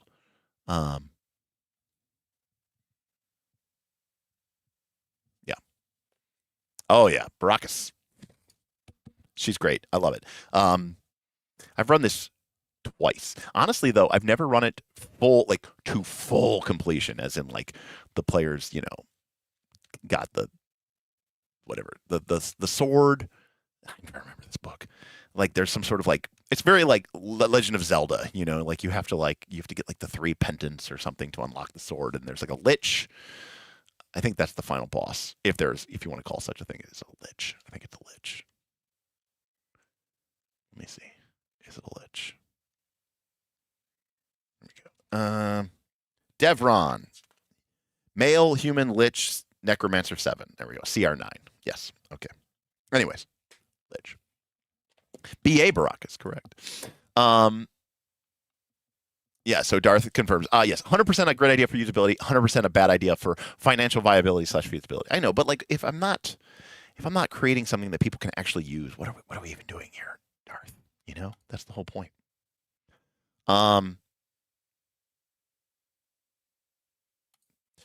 Yeah. Speak the badness and then let the dice fall where they may. I mean, one of the things I say sometimes, and I kind of mean it, is, and I've been trying to next time I play D&D, I'm going to really try to do it. I did it when I ran 5e the last time I ran 5e, but I've been rolling the damage first before the attack roll. Because I want the players to know what the damage is before I roll the attack roll. Because a lot of people put like, because I want them to know if this is something they should be sweating or not. And I think that's cool, right?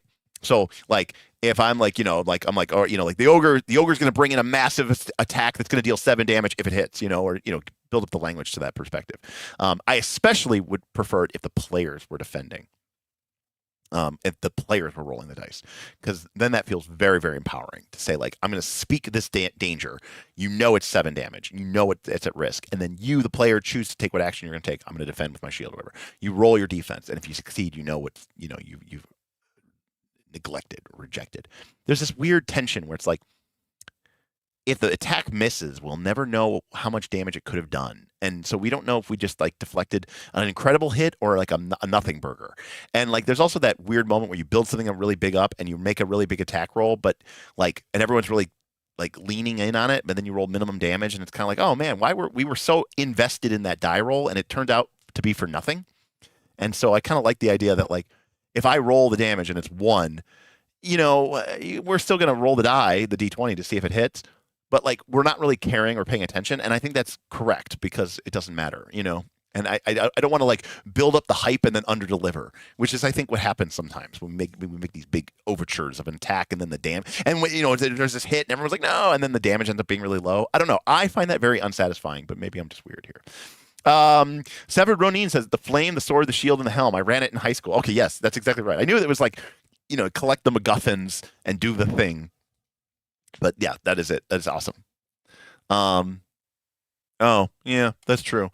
This only works in low level 5e since hit points starts to become such a sponge at mid high levels that doing that would be such a drag. I mean, that's just a problem with HP bloat in general. And I like hit points to go up. I just it just can't go that much burr. I mean, it's just too painful. I don't know what the right number is, but it's got to be something. Anyways, as I was saying, these Shadowdeep things are going to take a long time. There's a lot of mechanics and philosophy that I still need to sort of figure out.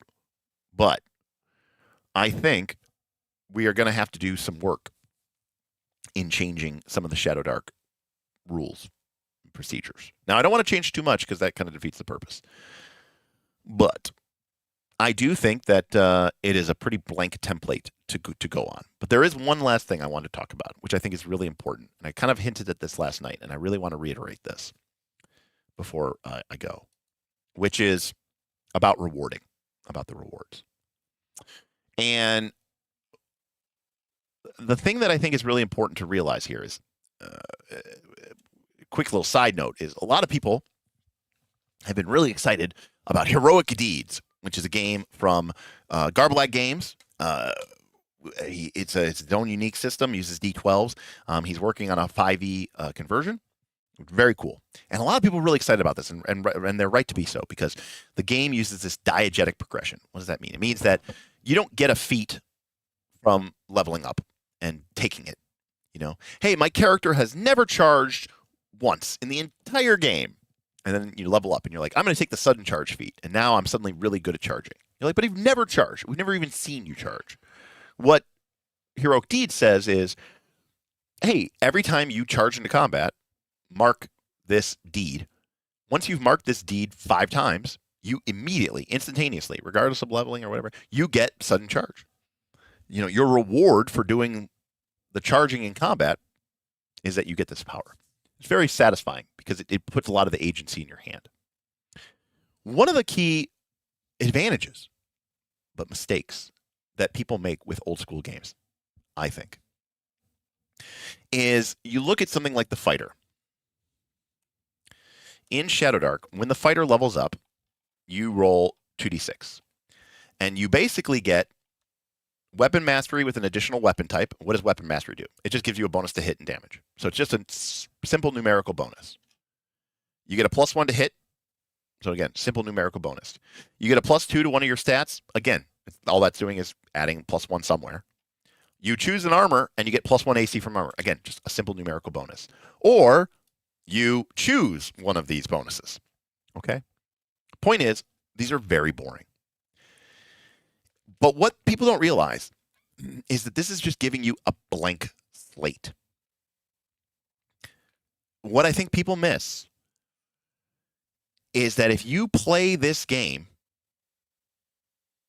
and this is all you get, I think, and by the way, that goes for this game as well. Now, this game and Shadowdark, they don't have feats, right? Like which those got created in 3rd edition. And suddenly as editions have gone on, right, characters have become more and more and more about your class and your level and what you get when you level up. So naturally, what people become very obsessed with is leveling up. That's how you get your cool stuff.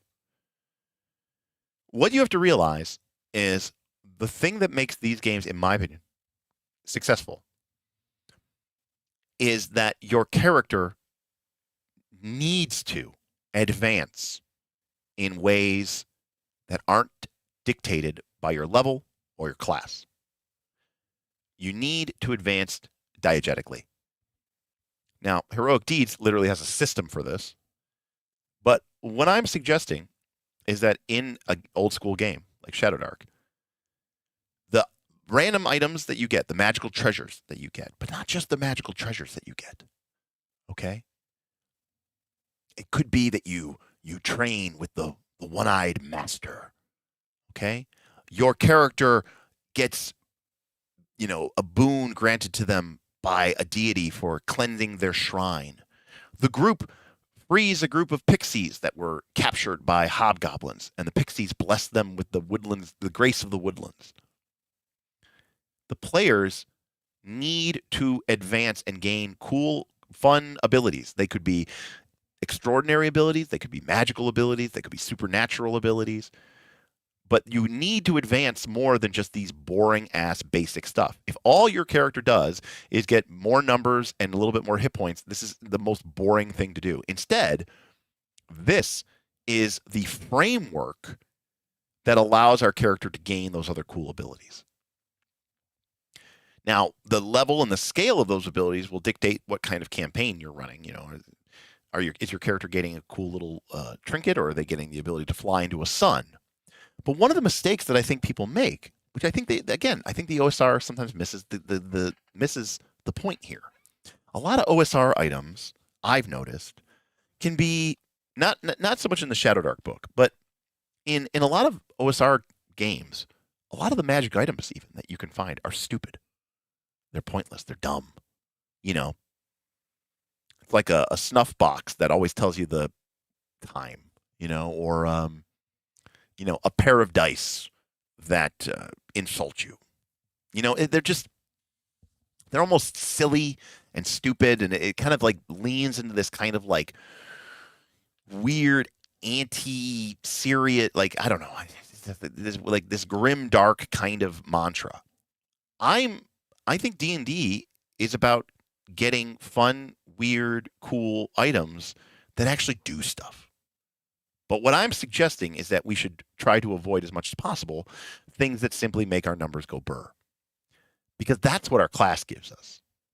What our magical items should do, and this is, by the way, the grave sin that 3rd edition D&D began. Okay, Pathfinder 1 obviously begat from 3rd edition, which is all these cool magical items in the book. And no one gave a shit about them because all anybody wanted was the big 6, right? You wanted a plus X weapon, a plus X armor. You wanted an amulet of natural armor. You wanted a ring of protection. You wanted a cloak of resistance. And you wanted your stat increasing item. Those are the big 6. And all those things did nothing. They didn't actually do anything. All they did was make your AC higher, or your saves higher, or your hit points higher, or your DCs higher, or your attack bonus higher. But they didn't actually do anything. And I think this was the gravest sin that 3rd edition did. I love the game, but it was tremendously problematic. Doubly so because 3rd edition really made item crafting easy, affordable, available kind of without DM's permission, and made magical item acquisition also very easy. Outside of just crafting it, you could just buy it.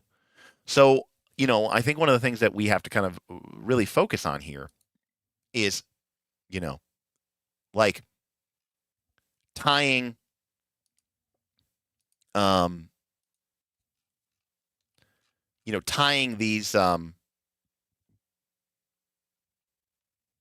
these benefits to cool things. Like, for example, like becoming immune to all damage for 5 rounds. Now that's a cool ability. Limited use, very powerful. But imagine what you could do with that. Could be good for combat, could be good for swimming through a pool of lava. Right? That's a neat, powerful ability. All right? Very cool. Obviously things like invisibility potions and all this other stuff. So again, I really want to reiterate that, again, I said the Shadowdark items actually are pretty decent. But there's a lot of OSR and OSR games and even in OSR products, people just come up with these items that are almost more like gag gifts. And I really want to avoid gag gifts because I want people to develop these tools, and I want them to have them, and I want them to feel like getting them was a reward, was a treasure. Correct. Not only were they boring, but you needed them too. And that became even more true in 4th edition D&D. It was true in 3rd edition of D&D, but it was really true in 4th edition D&D. And to a certain extent, it's true in Pathfinder 2nd edition as well. You know, I just think it's problematic. And if you give people the option, that's what they're going to take every time. So it's like, I think treasure, this is how players grow, but it doesn't have to just be treasure. That's what I was trying to say. It's like, and here's the thing, is like, if you tie it to the dungeon, then players are going to want to go into the dungeon, if for no other reason than to see what cool powers or cool abilities or cool things that their characters will acquire. Because one of the neatest things about these kind of games is when you look at your character, I should say, one of the biggest problems I have with modern day games, like when I play Pathfinder 2nd edition, I play my character for months. They get to level 7. They have these items, and then my character dies. And for whatever reason, there's no chance to remake them. And the GM says, it's cool. The party went to level 7. You know, the party's still level 7. Just make a new level 7 character. I could just make my character again. Same stats, same items, because everything I have is something from the book. Every feat I have is just something I took from the book. But imagine you were playing Shadowdark and you were level 7. And your character had, you know, the Grace of the Woodlands ability. And you got that because you saved a group of dryads from a hobgoblin logging company. And it's some weird ability. And your character dies and you make a new character. And you can't pick that out of the book. You know?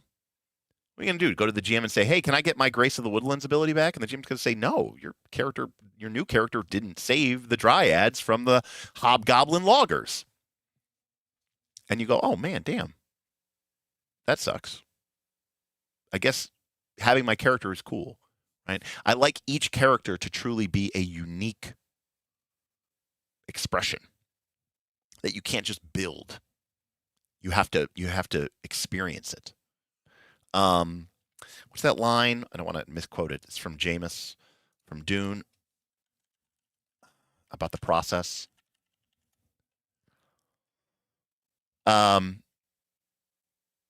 Yes, the mystery of life isn't a problem to solve, but a reality to experience. A process that cannot be understood by stopping it. We must move with the flow of the process. We must join it. We must flow with it. And so it's kind of like this idea that, like, you know, in order to develop and create a character, you have to play the character. You know, you actually have to do things. And those things that you do are going to be reflecting in the character sheet in front of you. You know, again, I'm not trying to like pick a fight here, but like if you have a level 9 Pathfinder 2 character and that one character went through one different adventure path and another character went through a different adventure path and yet a third character went through a different adventure path. You know, one of them was, I don't know, you know, Abomination Vaults. Another one was Quest for the Frozen Flame. And another one was Extinction Curse. Completely different. But your characters could all literally be the same exact 9th level fighter. With the same feats and the same magical items. There's no, you know, scars from the process. There's nothing that follows you that's unique to that. You know, maybe your GM says, oh, you get access to this feat, and you know, it's an uncommon feat, and you get access to that feat. And that's cool. But, you know, it's still something you're taking out of a book.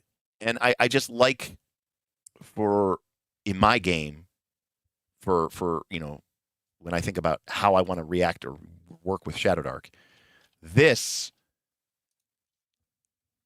is not advancement. Nobody should be satisfied with this, right? The advancement comes from playing the game. The rewards that you get should allow your character to grow and change, and for you to be able to grow and change the game. You know, whether that's through town or hirelings or something that allows you to make your will manifest upon the game in a meaningful way, not just in a fluffy way, just for effects. Like, oh yeah, of course you have you have an inn now. It's really cool. And it's like a lot of people do that. You know, they'll spend all their money and they'll be like, oh, I build an inn. I create a wizard's tower. And it's like, but it doesn't do anything. It's just for fluff. So one of the things I'm really trying to highlight here is that the things that happen in the game, I want to affect the mechanics, right? It gets back to what Mike Underwood from Daggerheart used to talk about right now. He talked about the game being fiction first, but he said it's important because we're going back and forth between the fiction and the mechanics, the fiction and the mechanics. So correct. And to be clear, Sweet Thread, I find that most people do ignore most of those. So, but my point is that maybe you don't. What happens if you didn't take the uncommon option, right? Like, you could build a level 9 fighter who dual wields yo-yos, regardless of what campaign you play. And what I like about Shadowdark, and again, this isn't I'm not saying it's superior. I'm just saying it's different. Is what I like about Shadowdark is you will never have the same character again. You can't. Not only because your abilities that you gain when you level up are random, but because I really think it's important that your character be an irreversible process that you gained through the playing of the game. Not just something that you built in Path Builder or D&D Beyond. I mean, this is not just unique to Pathfinder 2, right? It's 5e, it's all that stuff. I like for your character to sort of have the wear from the road, both for good and for bad. And so a lot of we will see this, but like a lot of times I have things like magical potions or magical fountains in my dungeons. So one of the things we talked about with Shadowdeep is is in the oh no, that's an Excalibur. In the Shadowdark book, they talk about how there's this they describe 7 of the 9 gods, and they talk about how like 2 of the gods are lost. And Kelsey, I mentioned this to Kelsey that I was planning on using this because one of the ideas I have is that the reason that Shadowdeep exists is because one of these lost deities is sort of locked or trapped or whatever, bound, right, all the way down at the bottom of this dungeon. Kind of your ultimate boss. Now, maybe it's an evil deity, maybe it's not, I don't know. But one of the ideas that I like, and I use this all the time, is that the power of this deity, right, sort of flows through the dungeon and sort of manifests itself. And as you move down through the levels of the dungeon, the players will be able to sort of tap into that power. And it's kind of like, it's kind of for good, it's kind of for evil, but it also kind of explains why maybe they don't have those powers except when they're in the dungeon. Right? Because it's kind of this like, if you remember from the Doctor Strange movie, right? How the Ancient One was drawing her power from the dark dimension so that she could have the power and the longevity to fight the dark dimension.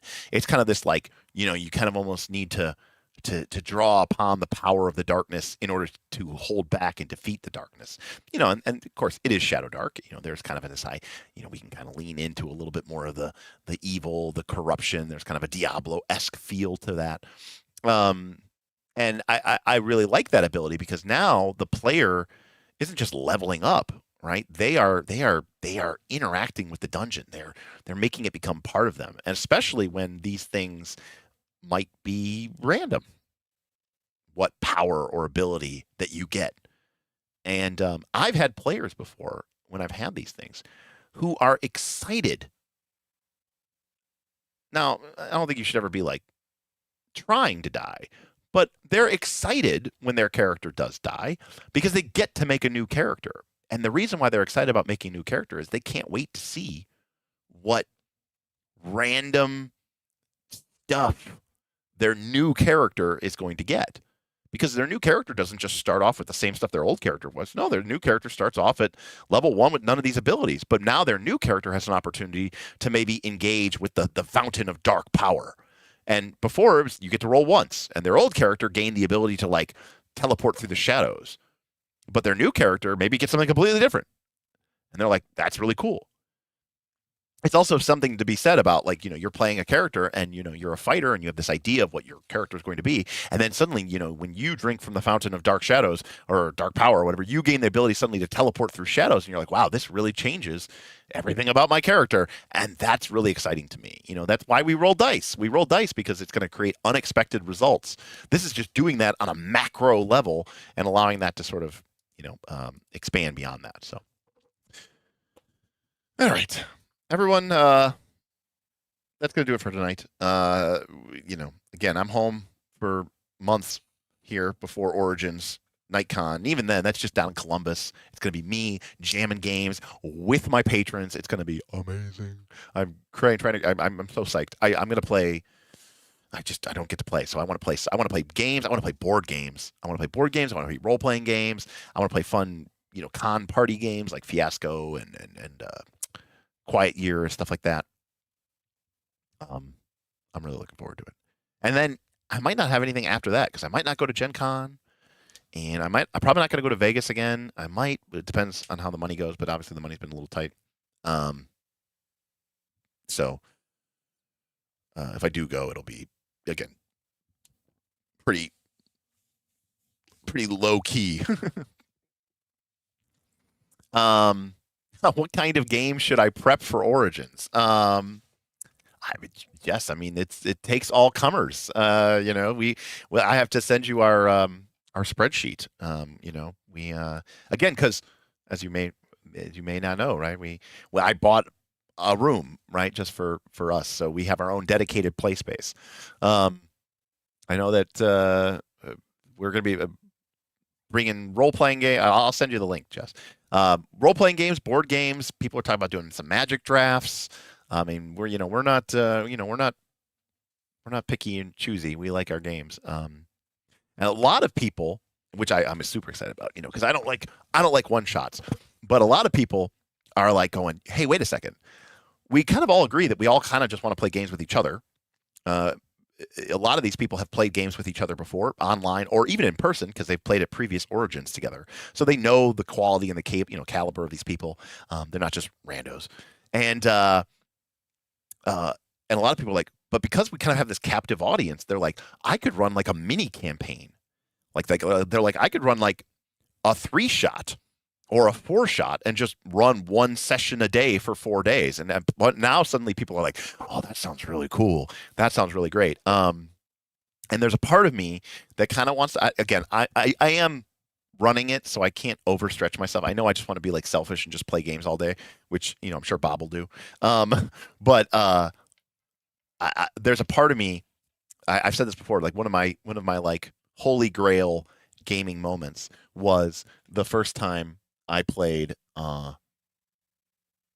Monster Hearts, and I was gonna pull Monster Hearts off, but I don't know what happened to my Monster Hearts. Someone came and stole my Monster Hearts. Oh, it's up here. But I was gonna run Monster Hearts, and the first time I played it, the GM ran it 4 sessions, and the first session was at Gen Con. The first session was freshman year, the second session was sophomore year, the third session was junior year, and the fourth session was senior year. And it was so cool. And I'm like, I want to be able to like share that experience with like a new generation, right? To pass that on, because it was so cool to play like 4 years, 4 sessions, 4 days at Gen Con. And normally that type of stuff is really hard to do because you're like, who are these people? You don't know what they are, where they're going to be next. They have their plans within plans. But because we're self-organizing this group of 30, 40 people, maybe we can do stuff like that. So same reason why Steven and I are planning to do a Blighted Reach run-through, which involves playing the ARCS game 3 times in a row. You don't necessarily have to play that literally back to back to back, but it's kind of tough to do in real life. And so at a con, though, perfect, because you could play it once a day for 3 days and you'll get your 3 games in. Or you could even sit in, lock in and say, okay, for the next 8 hours, we're going to play ARCS to ARCS to ARCS. We'll take a little bit of a lunch break, but a little food break between each game, but we're going to lock in and play it. Like we could play 3 games of ARCS or half a game of Twilight Imperium. Anyways, I'm excited. So I'll send you the spreadsheet. All right, everybody. I will be back with more stuff. Tomorrow night, I'm going over to my sister's house, hang out with my sister, her family, and my mom for some Easter. I am not Christian, but I do like ham. So, and deviled eggs. And my sister will be making both. So I'll be doing that. However, Sunday night, is there a 0% chance that I won't be back here? No. There's a good chance that I might be. So we'll see what happens. Maybe I'll play this Slay the Spire game that everybody wants me to play. That could be a fun way to do, just to chill out and hang out and see how bad or good I do. Hey, Garblag, what's up? You missed us. Of course, it's a nice last call stream, so we spent a good amount of time talking about heroic deeds. And diegetic growth, and why it's really important, in my opinion, to Megas games. Yes, we are wrapping up here. No, Nate, the reason so I've owned ARCs for whenever I kickstarted it, because I love Cole Worley, and I love Kyle Farron, and I love ARCs, and I love both. But I've never played Blighted Reach. I've played ARCs many times, but I've never actually run the campaign. And which is funny because Cole Worley has said that's the way that he intended the game to be played. But I'm like, okay. Now I'm a board gamer, so like the idea, Nate, of like a group of people getting together and be like, hey, we're gonna do potluck. Everyone's gonna come over around lunchtime. We'll play the first game of ARCs. We'll break for like a lunch or like a snack. We'll do a second game of ARCs. Then we'll have a dinner, and then we'll play the third and final game of ARCs, and then we'll end the night with like a nightcap or like or go out or something like that. That sounds awesome to me. I mean, I think that sounds incredible. But at a convention where you're there for 4 or 5 days, anyways, that's really cool to be able to just do it one day after another, right? Because then you can break it up a little bit, and that way you don't get burned out on it either. Oath is also amazing as well, Steam, and I'm really excited because there's a new ARCs Kickstarter that's out right now, but the Oath Kickstarter should be delivering, I'm hoping, this year. It's called Oath New Foundations. Let's see, what's the latest update? The latest update is from February. But I know that because like Cole Worley like made his own company now. It's called Bury Giant, which is a location Oath. Anyways, long story short, Oath is amazing. And I'm excited about it. It is. I'm looking at it right now. They still looks like they're still taking late pledges. Maybe I don't know. But that's if you want to thing because they said they're still it'll be from July to September is when it's coming through. So Fatal at Origins. No, we have some standards, Kermit. But yeah, I'm really excited for the Oath expansion. I'm excited to play ARCs. I'm excited there's an ARCs expansion. There's an ARCs campaign expansion. I haven't even played the campaign once, and I'm buying it because I need to. I love it. I love everything about it. It's so good. So good. It's so good. People don't even appreciate how good it is. It's crazy. By the time we get to Origins, my StarCraft miniature games should be here, so maybe I'll bring some StarCraft miniature games. We can play some StarCraft. Teach me. Guys, I love games so much. I love them so much. Card games, dice games. Steven Glicker brought this new Lord of the Rings trick-taking card game to GaryCon, and I and Luke from DM's Lair played it. Awesome. I mean, I love euchre. I'm a trick-taking guy. I love trick-taking games.